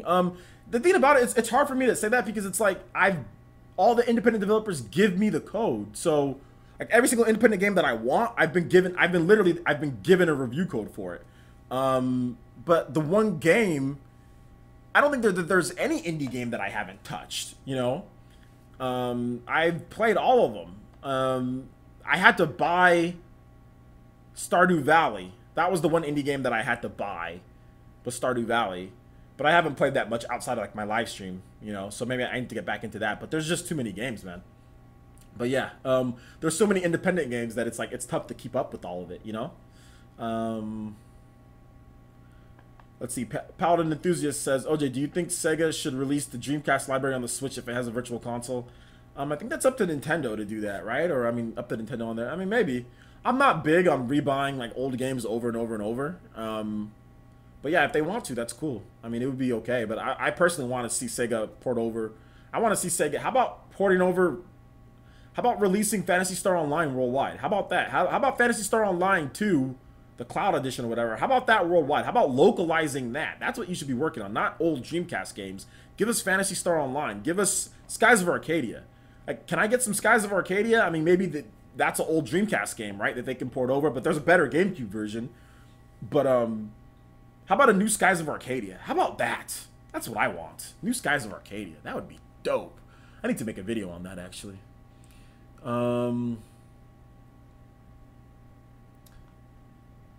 Let's see here. I probably missed more questions. Let me see. OJ, do you think Microsoft can make a comeback? I don't know what you mean by that. Microsoft is steady. They're like Microsoft is like,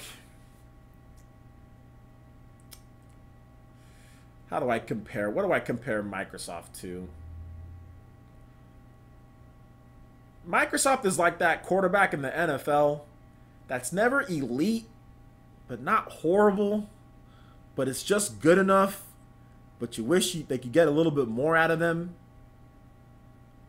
It's like Jay Cutler. I know a lot of you guys probably don't watch football, or maybe some of you, but it's like Microsoft is like Jay Cutler. It's like, it's not horrible, had a pretty good career, makes a lot of money. Not a horrible starting quarterback, but not a great starting quarterback. Just kind of, just there, serviceable, okay, you know. Never going to take it to the promised land. Never going to win a console war. But good enough, you know, good enough. So yes, the Xbox is Jay Cutler. If you don't know who Jay Cutler is, look him up. Look up Jay Cutler. Sega, I want Mad World and Jet Grind Radio. Yeah, that'd be good. Philip Rivers, Alex Smith. Yeah, okay, yeah. Alex Smith. Yeah, Alex Smith is a better example because Jay Cutler. Alex Smith is a better example because Microsoft did sell a lot with the Xbox at Xbox 360, but you have to remember there was it exploded. It had the red ring of death, so I think that's the reason why it sold so much. But yeah, Alex Smith, you know, I wouldn't say Phillip Rivers. Phillip Rivers, he just hasn't won a Super Bowl. Phillip Rivers reminds me of like Dan Marino. He's like, Phillip Rivers is elite, but just hasn't won a Super Bowl. Hasn't won many playoff games, but Phillip Rivers is an elite quarterback. At any point could be the best quarterback in the NFL, you know, but just could look like the best quarterback in the NFL. But yeah, I mean, kind of Phillip Rivers-ish. Yeah, I'd definitely say Phillip. Or, I mean, Nintendo might be... No, not Nintendo. Nintendo's not Phillip Rivers. Nintendo is definitely like a... Nintendo's almost like an Eli Manning at times. Like, and look, I know that sounds bad, but Nintendo's almost like an Eli Manning because Nintendo can... Some seasons, Nintendo, like some generations, Nintendo can just look the best. They go beast mode.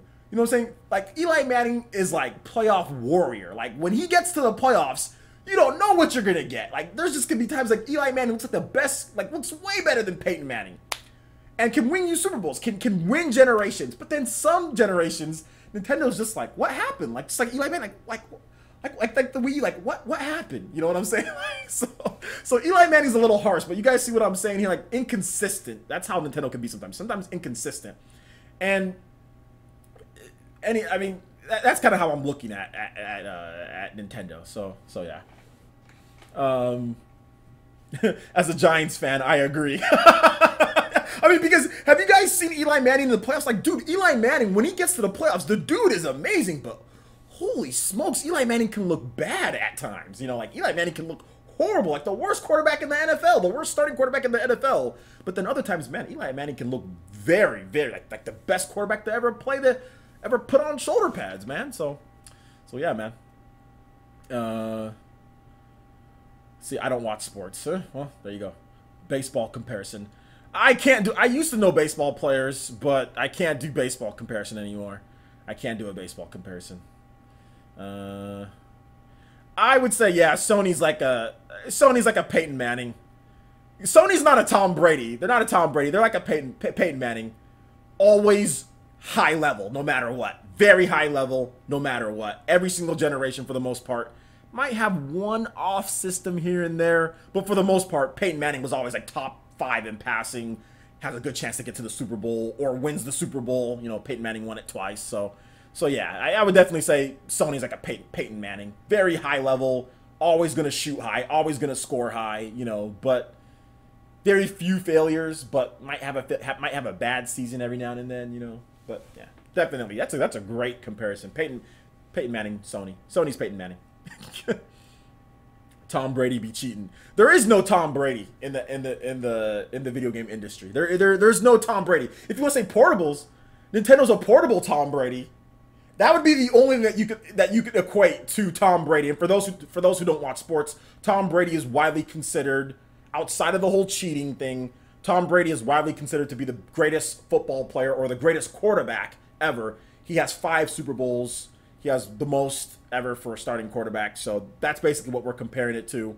And the only person that can say that is Nintendo with portable systems, because they're the only person that's won like every single portable generation. Nintendo has literally won every single major portable generation. Like, there's been no other winner, you know? So, like, Tom Brady hasn't won it every single time, but Tom Brady, it feels like he wins it every single time. So that's like Nintendo, because Nintendo, Game Boy Advance, Game Boy, or what was it, DS, 3DS, it's every single time. Nintendo's never lost, you know? So yeah. No, EA is Johnny Manziel. EA is Johnny Manziel. Yeah, they're Johnny Manziel with those Star Wars Battlefront sales, my guy. You're not gonna be, EA ain't doing this. They ain't doing this no more. they got a beer belly like Manziel on the beach. See, the thing about it is that, exactly, but the thing about, that's a great comparison. So for those who don't know, Johnny Manziel was a Heisman Trophy winning quarterback. So the best quarterback in college football, was picked in the first round by the Browns and flamed out after like 2 years because he partied and drank and took advantage of his privilege way too much. And that is EA to the freaking T. They've got so much money because Manziel was loaded before he was even an NFL quarterback. This dude's family was in the oil business. This dude's family made millions. This man doesn't need the NFL. He doesn't need money. You know, he doesn't need to make a ton of money. And that's how EA is. EA is loaded, so they sit there. They're lazy. They don't take advantage of their resources. They don't try to be the best that they can be. They try to screw over the gamers out there. Manziel screwed over his teammates by not working hard, and now Manziel is out of the league because he's a spoiled brat. Because he's a spoiled brat, and that's exactly what EA is. Spoiled brats, not the employees. Not the employees. The employees working there are good people, okay? Are good people. There's a guy from Platinum Games that works there too. You know what I'm saying? That used to work there. JP. You know, JP is at EA. He's a good guy. You know what I'm saying? He's working on the Madden team. Love JP. You know what I'm saying? But the management at EA can kick rocks. You know what I'm saying? They are so entitled, and they think that they can do that to gamers, you know, so that they are Johnny Manziel. That's the best comparison I've seen here. Ryan Leaf. Ryan Leaf, my guy. Johnny Manziel trying to get into the CFL now. Now I know, man. Definitely. So you guys have any more questions here? I love the football comparisons though. Those are funny. But I'm glad that we can explain it to people who don't know football. So yeah, that's basically it, guys. Nintendo is the portable Tom Brady.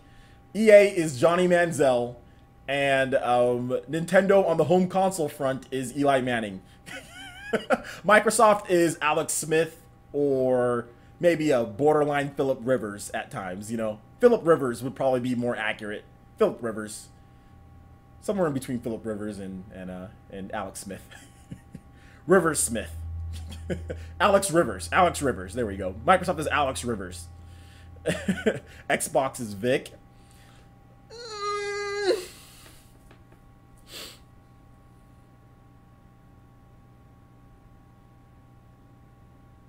I don't think Xbox is Vic yet. I don't think it's Vic. I don't think Xbox is Vic. I can see what you're trying to say with the comparison.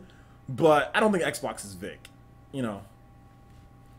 Maybe, but nah, maybe. That's not a horrible comparison. Not a horrible comparison. Vic had so much style though. Maybe the Xbox 360 was Michael Vick. You know what I'm saying? Maybe the Xbox 360 was the Xbox 360. Outside of it blowing up in your face, the Xbox 360 had so much flavor. That system was nice and seasoned, my guys. It was nice and seasoned. It tasted like it had sodium in it, but it didn't.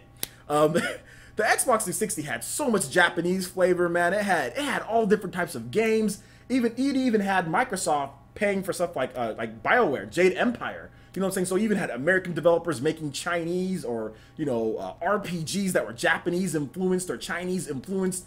Or actually, wait a minute. Jade Empire was on the original Xbox, so never mind. But you can play it on your Xbox 360 through backwards compatibility. That's how I played Jade Empire. Sorry, but anyway, I still played Jade Empire on my Xbox 360. But anyway, Microsoft probably Vic, and that was probably Vic. Vic was the Xbox 360. So much style and grace, could move so fast, was so talented. Didn't win, didn't ever win the. I mean, could look like he was about to win. Could get to the title game, but didn't quite win, but moved really fast. So yeah, 4.340. The Xbox 360 ran a 4.3. Or was Vic a 4.2? It was a 4.3 or 4, whatever. Either way. So yeah, I can see that. Oh yeah, I love Jade Empire too. Dwayne Wan, I love Jade Empire, man. OJ, do you think retro IP will be open world? Maybe. I mean, I'm not exactly sure. It's like one of those things we just don't know, man.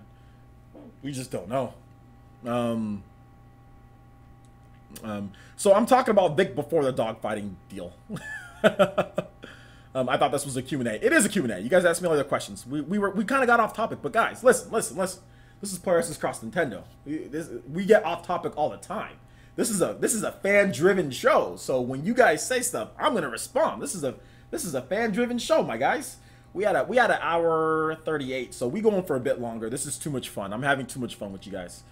All right, hey, we at 200 likes though. Can we hit 220? Let's hit 220. All right. So more questions, guys. More questions. Let's keep it going. I got a little bit more time, so let's keep it going. Rose, should Nintendo remake Punch-Out into a more real cartoon boxing game instead of the same pattern game it's always been? I mean, that's the one thing that I don't like about Punch-Out. I mean, I do like it and I don't like it. I think it should be more, there should still be some patterns that you can do, but it should definitely be a little bit more open-ended in terms of the boxing. So if you're going to do Punch-Out, you know, I mean, it needs to be a little bit more open-ended. It shouldn't just be like, okay, well, you have this path, and this path. Because that's basically what Punch-Out is. It's like, you can do this to destroy the opponent, you know, if you figure it out. And then, like, the problem with Punch-Out in the internet age, it's like, you can go online and see how to do everything in Punch-Out. You know what I'm saying? Like, Punch-Out is no longer hard to play. I mean, if you don't go on the internet and see Punch-Out, then you know. But it's like, some of the ways to beat people are so easy and cheap. Punch-Out to me needs to be changed. That's the reason why. I mean, we've already got Arms. Arms is already like a really unique Punch-Out style. I mean, you have that behind the back view. You're dodging, you know. I mean, obviously Punch-Out, you don't move past, like, you just going like this and like this or like this. But I mean, like, you still have like that punching into it, you know, and you fighting someone with pretty much like a view from the back, you know. So I mean, we do have that when it comes to it. So it's not like Punch-Out, but it's, I think Nintendo was probably thinking about Punch-Out when they made Arms. But like, if they did make another Punch-Out, it needs to be a little bit more freeform, you know, because what's gonna happen is that somebody's gonna upload how to beat characters really quickly, and then like you're just gonna see people just like speedrun it, like you know, like the person like blinks twice, does like this, then like moves his arm, then all of a sudden if you punch him there, it knocks him out in one hit, or like you get a star punch every time he does that, you know. So it's just like, that's the thing. Like, I think Punch-Out worked back in the day because there was no internet, but now with the internet, I'm not sure if Punch-Out works because so many people watch Let's Plays, you know. And if you watch a Let's Play of Punch-Out, you know how to play the game. Like, you can literally beat, if you watch a Let's Play of Punch-Out, you can beat the game. And the funny thing is that, like, I remember when Derek from Game Explain was playing Punch-Out, and people were yelling at him because he was getting beat. And they were all like, well, haven't you seen people play Punch-Out? And he's like, no, I haven't watched Punch-Out. And they're like, oh, well, why haven't you watched Punch-Out? Because he's like, I want to play the game myself. Like, so it's like, that's the thing with Punch-Out. If you watch it, it's so easy to beat. And people expected him to have already seen other people play Punch-Out on the Wii and to just destroy all the bosses, because lots of people can just destroy all the bosses in Punch-Out. It's a very common thing for people to destroy all the bosses in Punch-Out, you know? So yeah. Anyway, let's move on. Let's see here. OJ, what do you think about the announcement of Hamster bringing 800 arcade archive games to, and what would you like to see from your arcade favorites? I don't have a lot of arcade favorites, but it's cool that they're bringing 800 games. Switch selling 50 million isn't a feat. People raving that it sold more than the Wii U isn't a huge accomplishment to begin with. It's not about it being a huge accomplishment or not. It's about it that it just did it. And it's about Nintendo turning around their fortunes. The fact that they could sell so much more to where they beat it in the first, 9 months. That's what it's about. Not that it's like a huge feat, like it's a big accomplishment. Lots of stuff outsells the Wii U, right? That's not a. It's just the fact that they've turned things around so much. Because last year at this time, everyone was calling Nintendo stupid, or a lot of people were calling Nintendo dumb, and that the Switch was going to fail. Like, that was going to be a big failure. Nobody was going to buy it, okay? And then in January, it even got worse. We had multiple videos from big YouTubers, from small YouTubers. After Nintendo had that presentation, people were saying that the Switch is dead. That the Switch is dead. And then, like, the pre-orders came out, and then the pre-orders sell out, and people were still saying that the Switch is dead. And then, like, the game started coming out, and people were still saying that the Switch is dead. And it wasn't until Nintendo announced that the Switches sold, like 4 million or whatever, in that quick of a time frame, then everyone's like, oh, well, it can still die. And then they announced that it sold like almost 8 million. Then, oh, it can still die. And then Nintendo announced that it sold 10 million. Now you have people saying, oh, well, the games suck. Or, oh, well, the graphics, oh, well, Doom doesn't run at 1080p. Or the 60 frames, now you have people just complain about graphics. Because, like, they've moved phases. Phase 1, and that's the thing, and that's why I'm saying this, because there's so many haters out there. It's not that it's a big accomplishment, but there were so many haters saying that it's going to flop like Wii U. Phase 1 is bash the sales, say that it's going to suck. Phase 2 is continue bashing it until you see proof. Phase 3, which is what we're on right now, is bash the games because it's not as good as PS4 and Xbox One or like that. So that's basically what's going down right now. So that's the reason why people are, are kind of like, my daughter is screaming. That's the reason why people are really talking about it. And that's the reason why I'm going to talk about sales every single time. I'm going to rub it in every single time. You know why? Because you know what people did to my channel when the Wii U was flopping? When the Wii U flopped? They came to me, called me names, make exposed videos, talk trash, say all this stuff. Hey, man, I'm just returning the favor, my guys. Yeah, people say that the Wii U or that Switch is going to suck. People saying that Switch isn't going to sell. People saying all this stuff. I'm going to talk about sales every single time. I'm going to rub it in every single time. And you guys should too, because everyone was saying that the Switch was going to flop. Yeah, people saying all this crazy stuff. Nintendo should market the Switch. Nintendo should market the Switch. Nintendo should market the Switch as a portable because it's just not strong enough to sell with the Xbox One and the PS4. It just can't do it. So they should market it as a portable. That way, people will know that it's not as strong. That's what people were saying before the Switch was launched, okay? People saying also, and then people were saying that if they don't do this, it's not going to sell. So, anytime there's a sales milestone, anytime it does better than the Wii U, anytime something comes up, your boy's going to talk about it. And your boy's going to say, I told you so. Because everyone came to my channel, talking smack on me, making videos, talking trash. I'm just returning the favor. Not calling out anybody in particular, you know, not saying any names, 'cause I'm not going to stoop to that level. But your boy's going to call you out when you said a bunch of stuff, stupid stuff over there, you know, before the Switch launched. You know, I called myself out, okay? So I called myself out when I was wrong on the Switch. You got a lot of people who still won't admit that they're wrong on the Switch. So your boy's going to call it out every single time. So that's the reason why. Toby is out.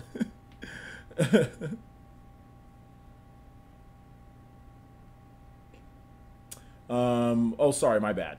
Okay. No re-res, no jutsu. Bro, well, they really made exposed videos, shaking my head. Yeah, I mean, or you're damage controlling. Everything's damage control. You know, if you say, oh, well, the Switch is going to do okay, you know, oh, damage control. If you say, okay, well, I think Nintendo can still do damage control.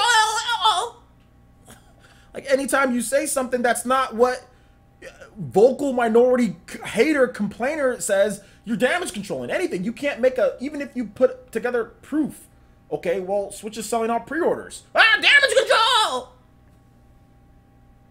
Okay, well, I mean, I like to play games portably. Damage control! Switch has sold 10 million units. Well, maybe damage control. So it's just like, you know? So yeah. Any other questions?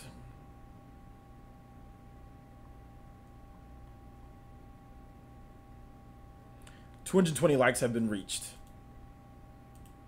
Nice. How about 240? OJ, since Fast RMX is out, what could F-Zero do different? I've talked about me liking F-Zero or me wanting F-Zero. I think F-Zero should be more of an open world racer than like kinetic on rails racer, you know? I think it should be like multiple pathways, not just like shortcuts. It should be like bigger. You can go multiple different ways, and then outside of the racing, you can like buy parts, you can upgrade your parts, you can participate in other types of races. It should be more of a like the crew type of racing. Not the crew as in like real world locations, but like the crew as in RPG racer, you know? So I think it should be an RPG racer, if you want me to be exact. If that makes any sense. Or like Burnout Paradise, you know, something like that, you know? Burnout Paradise was like a free form. Like Burnout Paradise was like the crew before the crew. It was like a smaller scale, the crew. And then the crew took what Burnout Paradise did and like said, oh, we're gonna blow this up. We're gonna expand it to like to the 10th degree. So that's basically what the crew did. So it should be something like the crew and Burnout Paradise, but F-Zero-ish, like futuristic F-Zero-ish, but more stuff. Like not just we have this circuit, this circuit, this circuit. All right, you race. Okay, next one. Oh, hey, it's really hard. You know, I hate that about F-Zero. Like, I really dislike that about F-Zero. Like, I want them to make it more than what it is. Like, I want it to be more dynamic. F-Zero is not very dynamic. It's just hard. You know, like, F-Zero doesn't have many parts to it. It's just a hard racing game, you know? Like F-Zero GX, for example. There's nothing, like, you just race. That's it. You don't upgrade. There's no real good story. I mean, which you don't need in a racing game, but like the crew has all that. The crew has the upgrading, the XP, playing with your friends, like side events. Like that's what I'd like to see from F-Zero. I want to see it evolve. I want to see it evolve a bit. I wouldn't classify the crew as an RPG. Well, Ubisoft classified the crew as an RPG, so Ubisoft said it was like an RPG racer. So I'm just going off of what Ubisoft said. And Ubisoft has like you get XP. Like when you finish races in the crew, you get experience points. So it's definitely RPG-ish racer. I mean, why else are you getting XP? Like, what are you doing with XP? What's XP from? That's experience point. That's from RPGs. There's no ifs, ands, or buts. If your game has experience points and you level up, then that is something taken from an RPG. That's not taken from like a normal racing game. And Ubisoft kind of described it as an RPG racer. So I'm just going off of what Ubisoft said. So yeah. You don't need analog triggers to play you don't need analog triggers to play F-Zero. You don't need analog triggers to play any racing game. F-Zero, in my opinion, you can play it on F-Zero on the N64 was fine, you know. I don't think F-Zero GX is better than F-Zero on the 64 because of analog triggers. And I've never been like, I've played Need for Speed on the Wii U, and that doesn't have analog triggers, and it's fine. Like, I don't need to slowly press the button to accelerate. Just tap it. Just tap the button to if you want to. You can just tap. There were racers before analog triggers. there are pressure sensitive. There were racers before pressure sensitive triggers that are just as good as racers at this point. Like, I'm not a big fan of people saying, "Oh, well, it needs this to do." No, you don't. No, you don't. OJ, what lost Nintendo franchises would you like to see come back?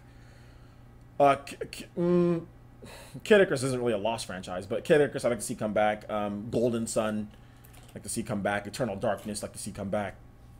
Excuse me. F-Zero, I guess. I'm shaking my camera. Sorry about that, guys. I don't know. That's lots of stuff.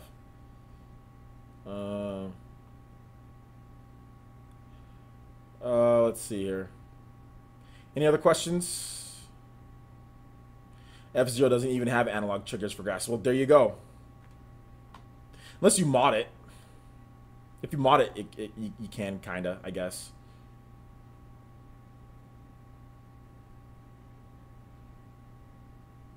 You accelerate with A. Exactly. There you go. I didn't think so, but maybe I'm thinking he was playing some other type of F-Zero. Press the A button. OJ, Pit or Dark Pit? They're both fine. Pit. They're equal. Aren't you cold? Man, last few days it has been close to 0 degrees. I live in Central California, where it's nowhere near 0 degrees. And am I cold? My feet are cold right now, but I'm not like super cold. Shoutouts to Abidin 43. Fire Nation over there on Twitch. Thank you so much, homie. I do appreciate that. Please build up the Fire Nation strong. Thank you so much for following. Let's see here. OJ, what's your favorite Final Fantasy game? I think you're saying FF, so Final Fantasy game. My favorite Final Fantasy game is Final Fantasy 6 and 7. Those are my favorite Final Fantasy games.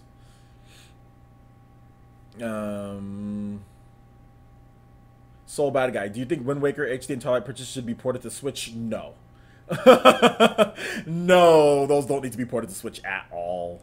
It would be nice, but I really don't feel like playing through Wind Waker again and Twilight Princess again. Like, Wind Waker HD works really well on the Wii U. Like, that's the one game on the Wii U that I actually kind of need the Wii U gamepad. It's hard to play without the Wii U gamepad. Like, I tried to play Wind Waker HD without the Wii U gamepad. Like, I tried to play with the Pro Controller, and I instantly went right back to the gamepad because the gamepad is so good in that game. Like, it's really good. Twilight Princess, I didn't use the gamepad. I used the Pro Controller and it was good. But there's no need. We've already gotten the HD versions of it. If you want to play those, bring them over. Maybe like a virtual console download. You know, that would be cool. Like, let's say you could download Wind Waker HD on your Switch. I'd be fine with that. $20 or something like that. Yeah, that's cool. But a port, you know, to where it actually like they port it over, not just like just like a download. Kind of like how like on the Wii U you can download Mario Galaxy, you know, on the Wii U, something like that, you know. Or you can download Xenoblade Chronicles on the Wii U, something like that. Shout outs to Billy Stewart for the subscription. Thank you so much, homie. Welcome to the village, everyone in the chat. Please make Billy feel very welcome here. Thank you for subscribing and watching, of course. Final Fantasy 7 is great, but 9 is my favorite. Yeah, man, 9's great too. Arcana on the Super Nintendo. I think I played that game, but it was a long time ago. Team Alkaline. OJ, do you think Ubisoft will bring a Splinter Cell game to the Switch? I think the bigger question is, will Ubisoft bring Splinter Cell to anything? You know, I think that's the bigger question is, will Ubisoft bring that? I don't think we're going to see Splinter Cell anytime soon. Shoutouts to Game, is it Juicer? Game Juicer 1 over there in the Fire Nation on Twitch. Thank you so much for watching. Do appreciate that, homie. Please build up the Fire Nation strong with everyone. We got, how many Twitch people is that? 1, 2, 3, 4, 5, 6 Twitch people in one live stream. Amazing. That's actually more than YouTube people that have subscribed for this live stream. Awesome. Thank you guys so much. We got a lot of, excuse me, we got a lot of, Twitch, Fire Nation. Fire Nation is getting built up. Let's go. OJ, you think Skyward Sword HD Remake, Remaster has a chance to come to Switch? Yes, because of the Joy-Cons.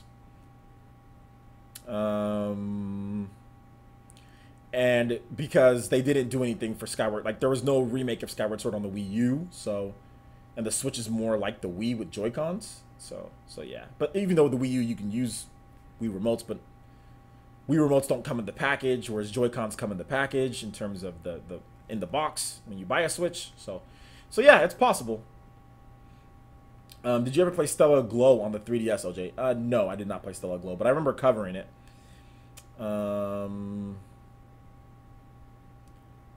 Let's see here. Star Infinite. OJ, what other port do you think will come in 2018? Port, you have to specify. Port from where? Wii U, 360, PS3, PS4, Xbox One. Specify where, and I'll answer your question. T-Dude says, final question. Do you think Acquire should make Final Fantasy 2 and 3 Super NES in North America in HD 2D style for the Switch? Why not? That'd be cool. The truth. When is Nintendo purchasing Capcom? Seriously, Nintendo's not going to purchase Capcom. Guys, this is something that's not going to happen. Capcom doesn't want to be purchased by Nintendo, and Nintendo is not in a position to absorb a company as big as Capcom. They're too big. It wouldn't work. It just wouldn't work. You have to fund all of those projects that Capcom does. You have to pay all of their bills. I think there'd be layoffs if Nintendo absorbed Capcom. They're too big of a company. Capcom's value is way more than what people think it is. Like, people think since Capcom doesn't sell like EA or Activision, that Capcom isn't worth as much as those companies. But in actuality, Capcom could very well be worth just as much. Capcom's IPs don't sell a lot anymore, but they're worth a lot because Capcom is mismanaged, okay? If Capcom was managed by, let's say, Activision, or let's just say Nintendo managed them. No, not Nintendo. It'd have to be like a... If Capcom just had better management, so not even say managed by a company. Let's just say Capcom had better management. Let's say Capcom had the management of a company like Bethesda or Activision. All of Capcom's games would sell a lot more than they actually do. Capcom would probably be in a better point. Or even like if they were managed as good as Square Enix. Square Enix is managed better than Capcom is just poorly managed, but they are worth... I don't even know what to put the worth on Capcom because Resident Evil is worth way more than what Capcom has put out. Capcom, unfortunately, took Sony's money to make it into a VR game, which, in my opinion, stunted sales. Resident Evil should be a 10 million seller in my book. Like, it should be a 10 million seller, but Capcom is mismanaged, you know. Marvel vs. Capcom should be a 6 or 7 million seller, you know? Their franchise, like rival schools should be around, you know? Beautiful Joe and Okami should be franchises that are here. Like, Capcom is just mismanaged, but they're super valuable because of all their IPs. And no company is going to absorb that company unless something drastic happens to them, unless they literally go almost bankrupt. They have no money and their investors basically say, like, you have to do something. But nobody can outright buy Capcom because their value is too high. And Nintendo isn't one of these companies that's going to force their way into another company like that. Now, they'll buy a company when it makes sense, but if you've noticed, the only companies Nintendo has purchased outright is Monolith Soft and Intelligent Systems. And yeah, that's it. Those are the only like somewhat large or notable companies that they bought, and those companies were those were actually development studios, not publishers. Capcom is a publisher, so it's not as simple as like putting on deodorant. Like Nintendo's gonna like, okay, here we go, I'm gonna buy Capcom. Seriously, it's not a realistic thing. So fans need to stop saying this. It's not gonna happen. If you want more Capcom games on the Switch, or if you want, it's much more feasible for Nintendo to just pay for an exclusive. Like, you don't need all of Capcom. You don't need all their employees and all their IPs. Just pay for what you want. We've seen that Capcom is very easy. They'll take money for anything. You want a mobile Devil May Cry game exclusive to China? Here you go. Here's the license. Just pay us. You want Resident Evil in VR? You want us to make this a VR game? Sure, here you go. Sony gave him money. Pay us. No problem. You know, you want... I mean, we've seen this from Capcom over and over. They'll do it. Street Fighter. Street Fighter sold nearly 10 million. Street Fighter 4 sold nearly 10 million units across all the platforms it was on. PS3, Xbox 360, Nintendo 3DS. You want Street Fighter exclusive? Want no more multi-platform Street Fighter? Here you go, Sony, give us money. Like, Capcom will mortgage the future of their franchise for money. So if Nintendo wants an exclusive Resident Evil or a heavily tuned, marketed, and promoted Resident Evil on the Switch, just pay for it like Sony did, because Resident Evil 7 is a PlayStation VR game. In my opinion, it was made for PlayStation VR. That is not it's a Resident Evil game in some of the things that it does, but overall, Capcom knows good and well that Resident Evil fans don't want to walk around in a first-person view. Nobody wants to do that in Resident Evil. And Japan especially does not want to walk around in first-person Resident Evil. But Sony paid them, so therefore, Resident Evil turns into a VR game. So Capcom has no problem jilting their sales for money. So if Nintendo wants Capcom stuff, if Nintendo wants a rival schools or wants an Okami exclusive, that's way cheaper. If Nintendo wants Okami 3, just pay for it. You don't need Capcom. Just buy it. Just buy Okami 3. Buy Rival Schools 2. Or Rival Schools whatever. Buy Power Stone. You know, you don't need to buy Capcom. That's a waste of money buying. You're going to keep all that management too? You're going to keep those bums who run Capcom while you're at it? Heck no, I don't want those guys. Like, you're going to have to fire them. You're going to have to fire all that medic. I don't want those bums who run Capcom. Take 7 years to make a new Mega Man. Get the heck out of here. Shoutouts to Gabe Hards for the subscription, and Jinx was here as well. Welcome to the village, Ninja. Thank you so much. I do appreciate that. That's fine. You actually like to take a first-person Resident Evil, but a lot of people don't. You know? That's fine. I don't want first-person Resident Evil. I mean, Resident Evil is all about seeing your character, watching your character, the kicks, the fighting, like how you shoot someone in the knees, then like you roundhouse kick them. You know, like it was all about like Leon S. Kennedy and Chris Redfield and Sheva and Jill Valentine. You don't get that if you're in first person. You can't see your freaking character. You know, like you can't see your character. You can't see their facial expression. I mean, you can see it in cutscenes, but you can't see it in regular gameplay. Like, you can't see it normally, you know? Like, in my opinion, like, I like Resident Evil 5. I like Resident Evil 4. Those are way better than Resident Evil 7, in my opinion. But that's just me. That's just me.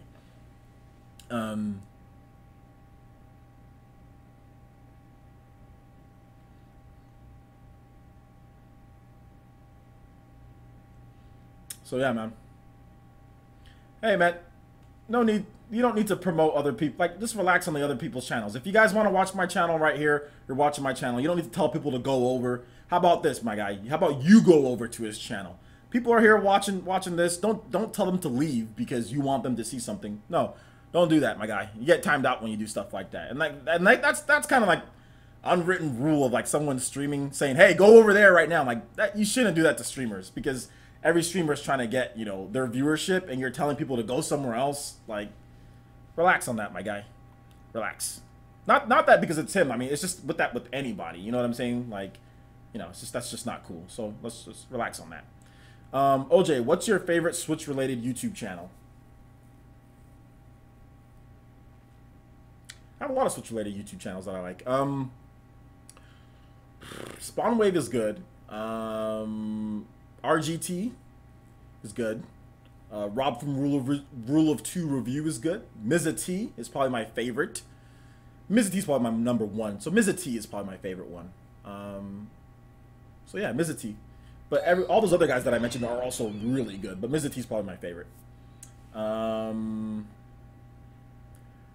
Blade. Shout outs to Blade the Dark Wolf. Blade the Dark Wolf. Shout outs, man. Thanks for the subscription, homie. I do appreciate that. Welcome to the village. Very sorry, OG. Probably. Oh, it's all good, man. It's all good. It's not like I made it. It's not like I made it a rule or anything. It's just kind of an unwritten rule with streaming, you know. It's almost like backseat gaming, you know. it's almost like that. But yeah, it's all good. Oh yeah, Doc Trey 85 or Doc Trey 81. Doc Trey is one of my I watch every single Doc Trey video no matter what.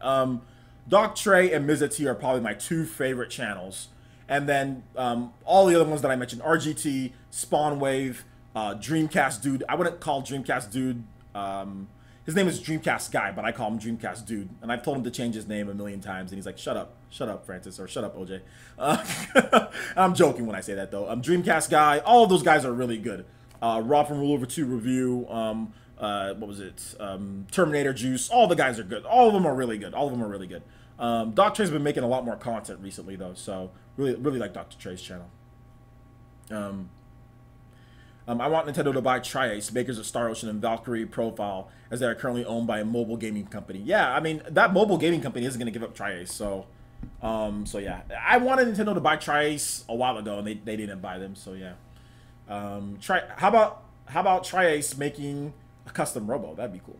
I used to be subscribed to Switch Force, but to be honest, I mean, not to hate on Switch Force, but I just don't think that they're, I don't know, it's just not, they're not my favorite. I mean, but they're not bad. I mean, they're good. I mean, they got well over 100,000 subscribers. They're not horrible by any means. It's just, I don't know. There's nothing on there that really, like, you know, gets me to go over there so much, you know. So yeah. But no, Switch Force isn't bad at all. They're very good.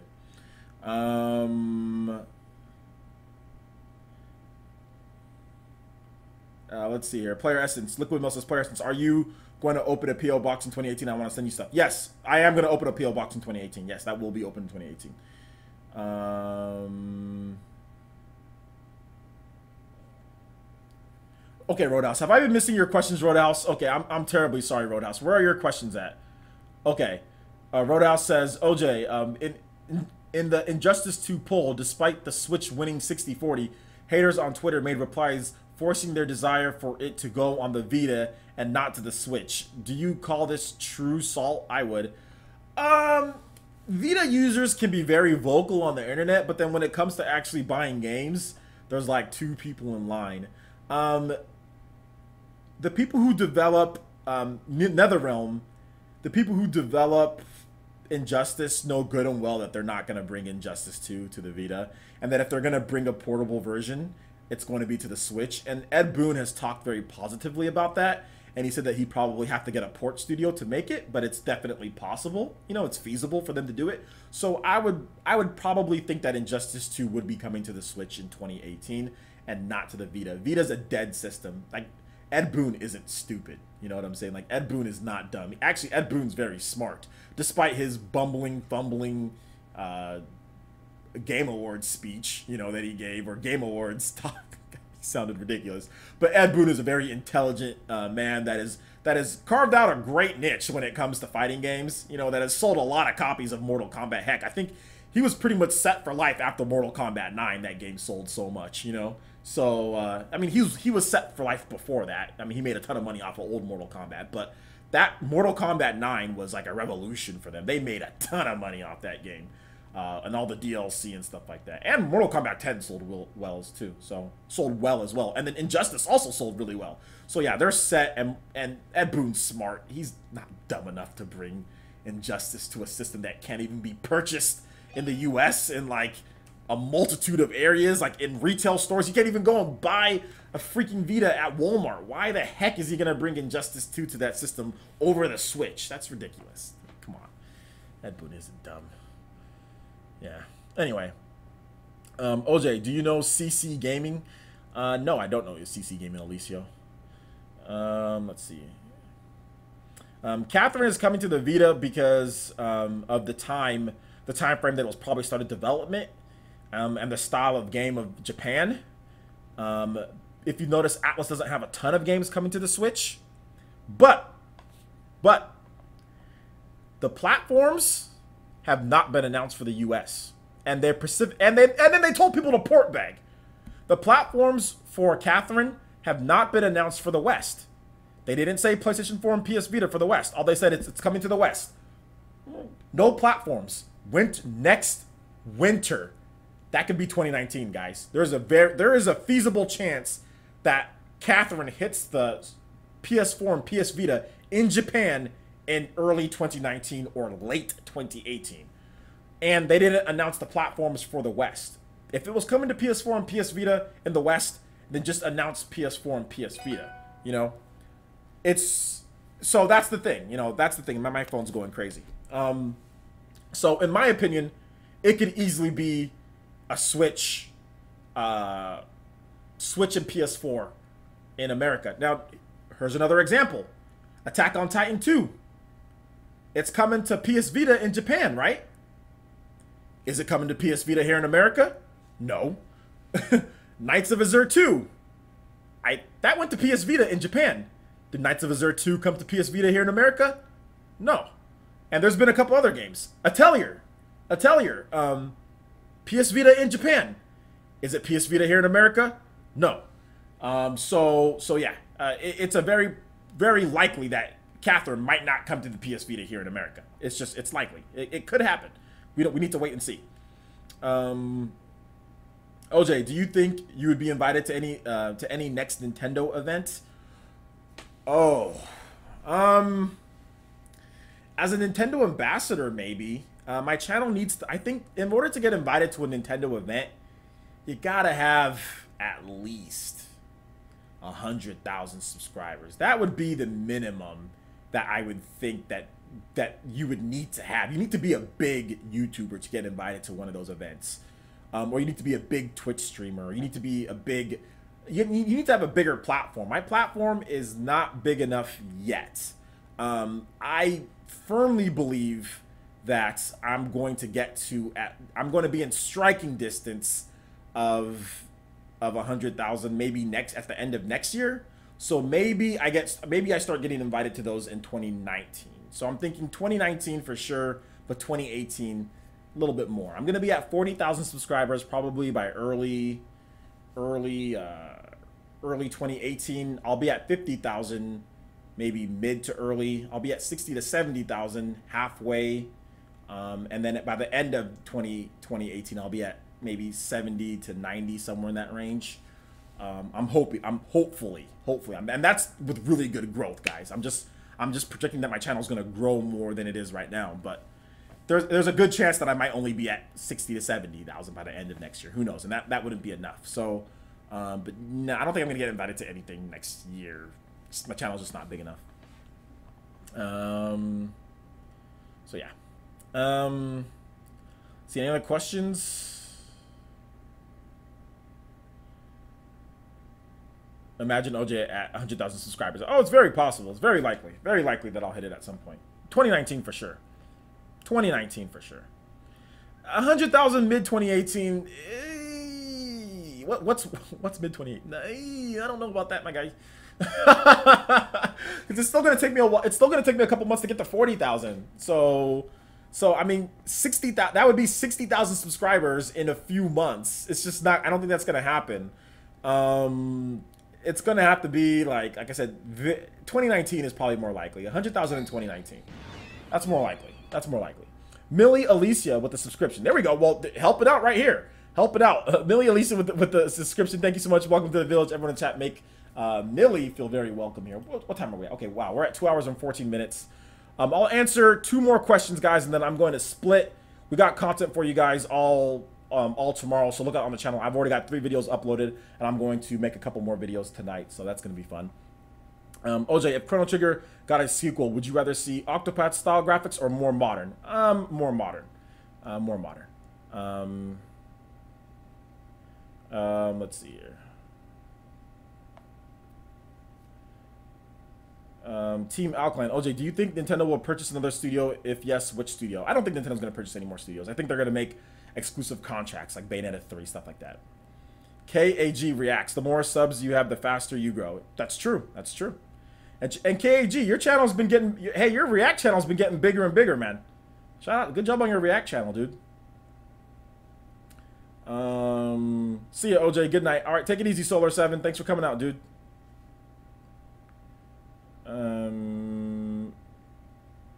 J2 Blue. Did you ask me a question? Okay, I'll look it up. What? Put it again, J2 Blue. I didn't see your question. I'm sorry. You guys are putting questions so fast. I don't see everything. I'm sorry, guys. The ones that I don't get there. Sorry about that.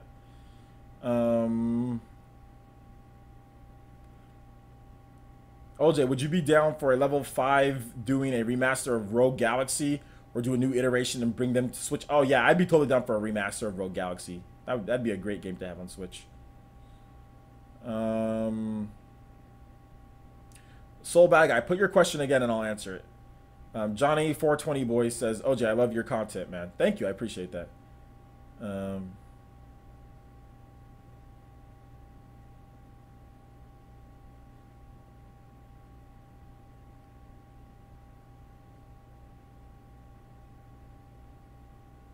I can't. Can you guys re-put your question and then I'll try to see if I can answer it. I'm sorry. There's just so many questions here, guys. I'm not trying to ignore you guys' stuff.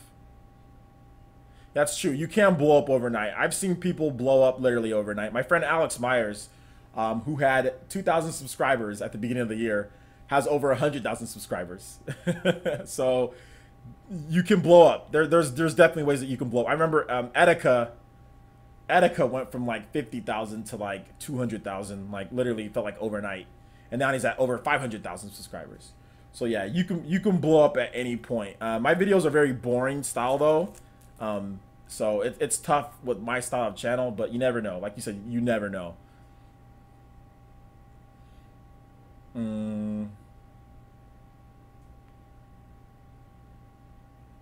Roadhouse says, OJ, do you think the tons of Switch haters that replied on Twitter are... Oh, wait, I already answered that. I think I did. Yeah, they're salty, but I mean, it's like whatever. You know what I'm saying? Like, who cares what they say? Joe Budden. Pump it up.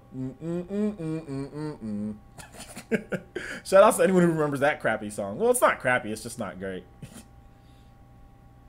I like your informative videos over gimmicky videos, though. Yeah, I'm not going to stop doing those because you guys watch my PE News videos more than anything, so you guys aren't going to stop getting those. What kind of different Joy-Cons do you think Nintendo will produce? What would you like? I think they're just going to produce lots of different colors. We have red. We still need to get the blue Joy-Cons. So blue Joy-Cons were leaked. So red, blue. We have green, neon. We have yellow. We have, maybe we get like a dark green Legend of Zelda style Joy-Cons.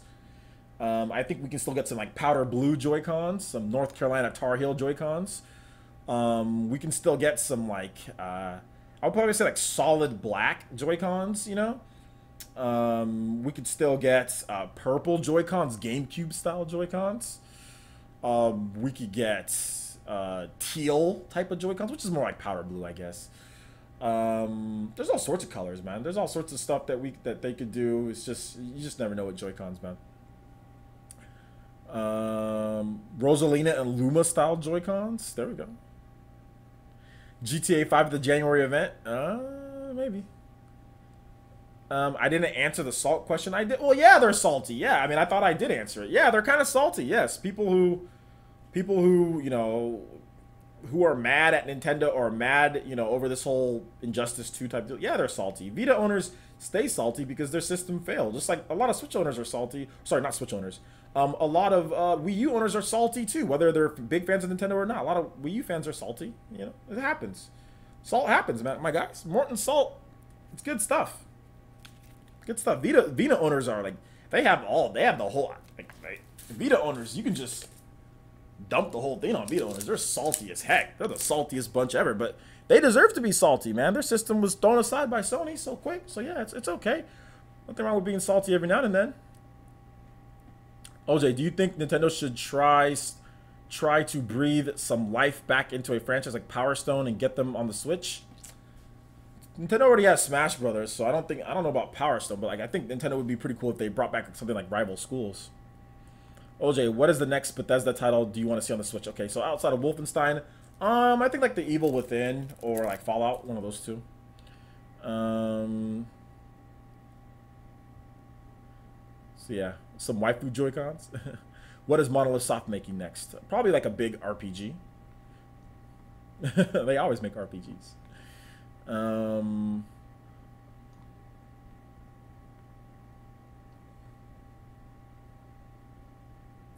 like this statement. The truth says your content is tried and true. There's an audience for it. If Etika is Final Fantasy, you're Dragon Quest. If that makes sense, I agree. Dragon Quest is actually the better RPG. Oh, whoa. You know, I'm not gonna sit here and say that I'm better than Etika. But yeah, everyone's entitled to their opinion, of course. And I know you're saying that you like the style of content that I do. I mean, and like I said, that's why there's multiple YouTubers. You don't have to only subscribe to one person. You could subscribe to multiple people. So yeah, I guess you can kind of say that like Final Fantasy is like crazy. I know exactly what you're trying to say. Final Fantasy is different every single time. It can be crazy good. It can be crazy bad. It can be just completely different and wild. It can be nothing like you ever imagined. Like if you play Final Fantasy 12 and then like somebody said, hey, play Final Fantasy 12. And you're like, okay, great. And then you said, hey, play Final Fantasy 15. And you'd be like, well, what's happening here? Whereas like if you play like Final Fantasy, or if you play like Dragon Quest 7 and then you play Dragon Quest 11, you'd be like, okay, yeah, I see the similarities, you know, but like Final Fantasy is literally like something different every time. And that's why Square Enix said like Final Fantasy is like a new IP every time, you know, that they do. So yeah, I'm more tried and true, the Dragon Quest style. Still good, but just more tried and true, very similar. Change things up every now and then. I might do something crazy, you know, like this. But for the most part, you guys are gonna get the content that you guys know and love, you know. So yeah.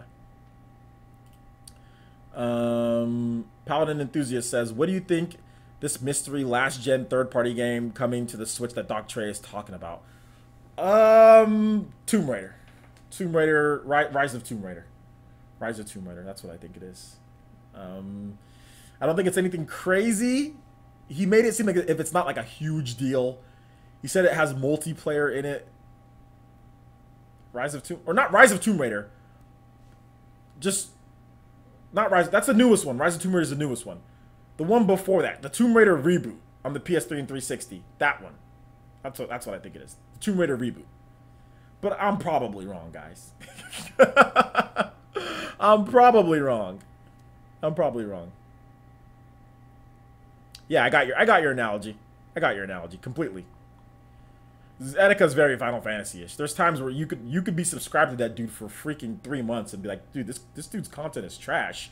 And then like you just stay subscribed and you're like, oh wow, this guy's the best YouTuber ever. Like that's how I feel. I'm subscribed to Etika. That's how I feel. There'll be times I don't watch his channel for like months. Then all of a sudden he does a video, he does something that's like, oh wow, this is pretty good, or he has a good live stream. Like this is good, like the whole evisceration thing that he did with Triforce, that was amazing. And then it went into like a long spell, there was like nothing. And then like he does some videos that are really good. So I mean, yeah, like there's times where I haven't watched Etika's channel for like months, like long months, you know, which in YouTube terms, that's a long time, you know, like usually you watch people's content every day or every other day or at least once a week. There's times where I go so long, you know, without watching it. But then, you know, there's times where I watch his content, I'm like, this is amazing. This is just so funny. He has me dying laughing like the whole time. Like with Triforce Johnson, that thing was hilarious, you know. I still watch that. I still go back and watch that sometimes. That was a funny live stream. That was hilarious. But yeah, whereas my channel, I mean, you guys know, you guys are gonna come every day. It's consistent. You guys all know Dragon Quest is coming. You guys all know PE News is coming. You all know it's going to be good and what you guys like. So I got it exactly. So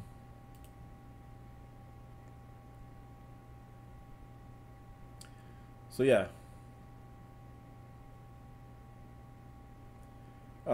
Speaking of Etika, I have both of your streams pulled up right now. Nice.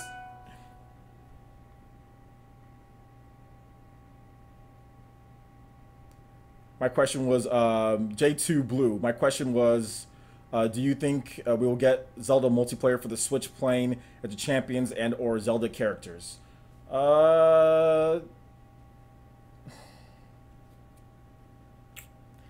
Maybe.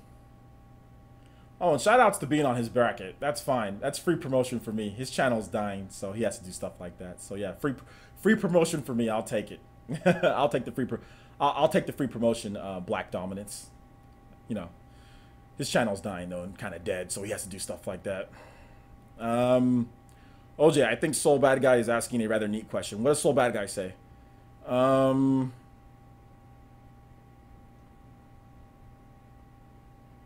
I need to find out what is Soul Bad Guy saying. Gotta find it. There's so many questions. Okay. If Injustice 2 comes to the Switch, which Nintendo guest character would you like to see? My money is on Captain Falcon. Yeah, Captain Falcon would be good.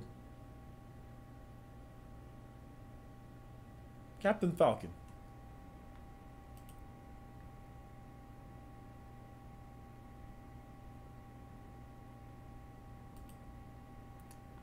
Let's see here.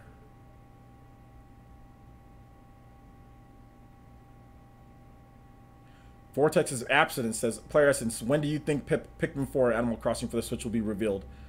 Maybe at the January Direct. I think Pikmin 4 at the January Direct, that's very, it's very possible. Very possible.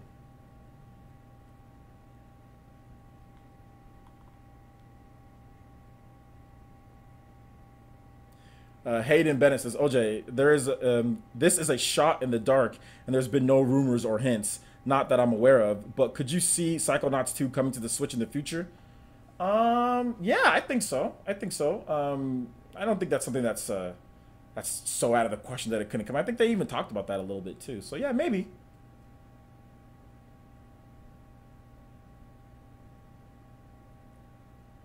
Have you seen that F-Zero anime, OJ? I've seen parts of it. where Captain Falcon punches that dude to the sun. OJ, what's your hopes for Pokemon Switch? I actually made a video about that. Just look up Pokemon Switch. I think I made a video where I'm talking about that. OJ, which day in January do you think the Direct will be held in? Mid-January? Mid-January. Yeah, mid-January.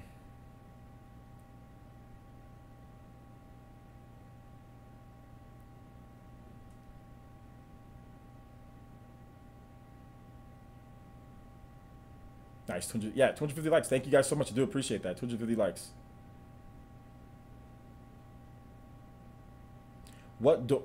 Vortex of Absence PlayerEssence, what dormant Nintendo franchise would you like to see revived? I've already talked about that. Golden Sun would probably be a big one that I'd like to see. Golden Sun. But anyway, guys, okay. That's enough questions. I've answered so many questions. We went for about 2 hours and 30 minutes.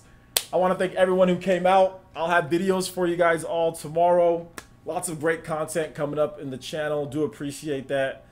Do appreciate all of you guys coming over to the channel. We're having great growth. We have a positive momentum. We have a good community, and a lot of you guys are really helping out. So I do appreciate all of you guys watching. We pretty much have viewership over 200 people, around right around that, pretty much for the whole thing. So that's, excuse me, that's amazing. So thank you guys so much for watching. I do appreciate that. And like I said, make sure you guys check out the channel tomorrow. We'll have multiple videos up, at least 3 videos. I already have those ready for you guys. And if you missed the PE Arena with Pokken tournament, make sure you check out the video tomorrow. Hayden, if you're still watching, Ms. Velvet, I know you're probably going to watch this later, Ms. Velvet, Mateo, if you're watching. Like, we had some awesome matches, and I edited that from the PE Arena that we had, and that's going up tomorrow. So check it out, guys. It's about 30 minutes long. We have some great matches. It's a lot of fun. So definitely check that out. Check that out. So thank you guys so much for watching. I do appreciate it. If you haven't seen my videos for today, please make sure you check those out. We had 3 videos on there as well. So yeah, make sure you just check out all the videos. And I keep on saying check out, so I need to stop. And we will see you guys for the next video. Thank you guys so much. I do appreciate it. We'll see you guys next time. Bye. My daughter's open.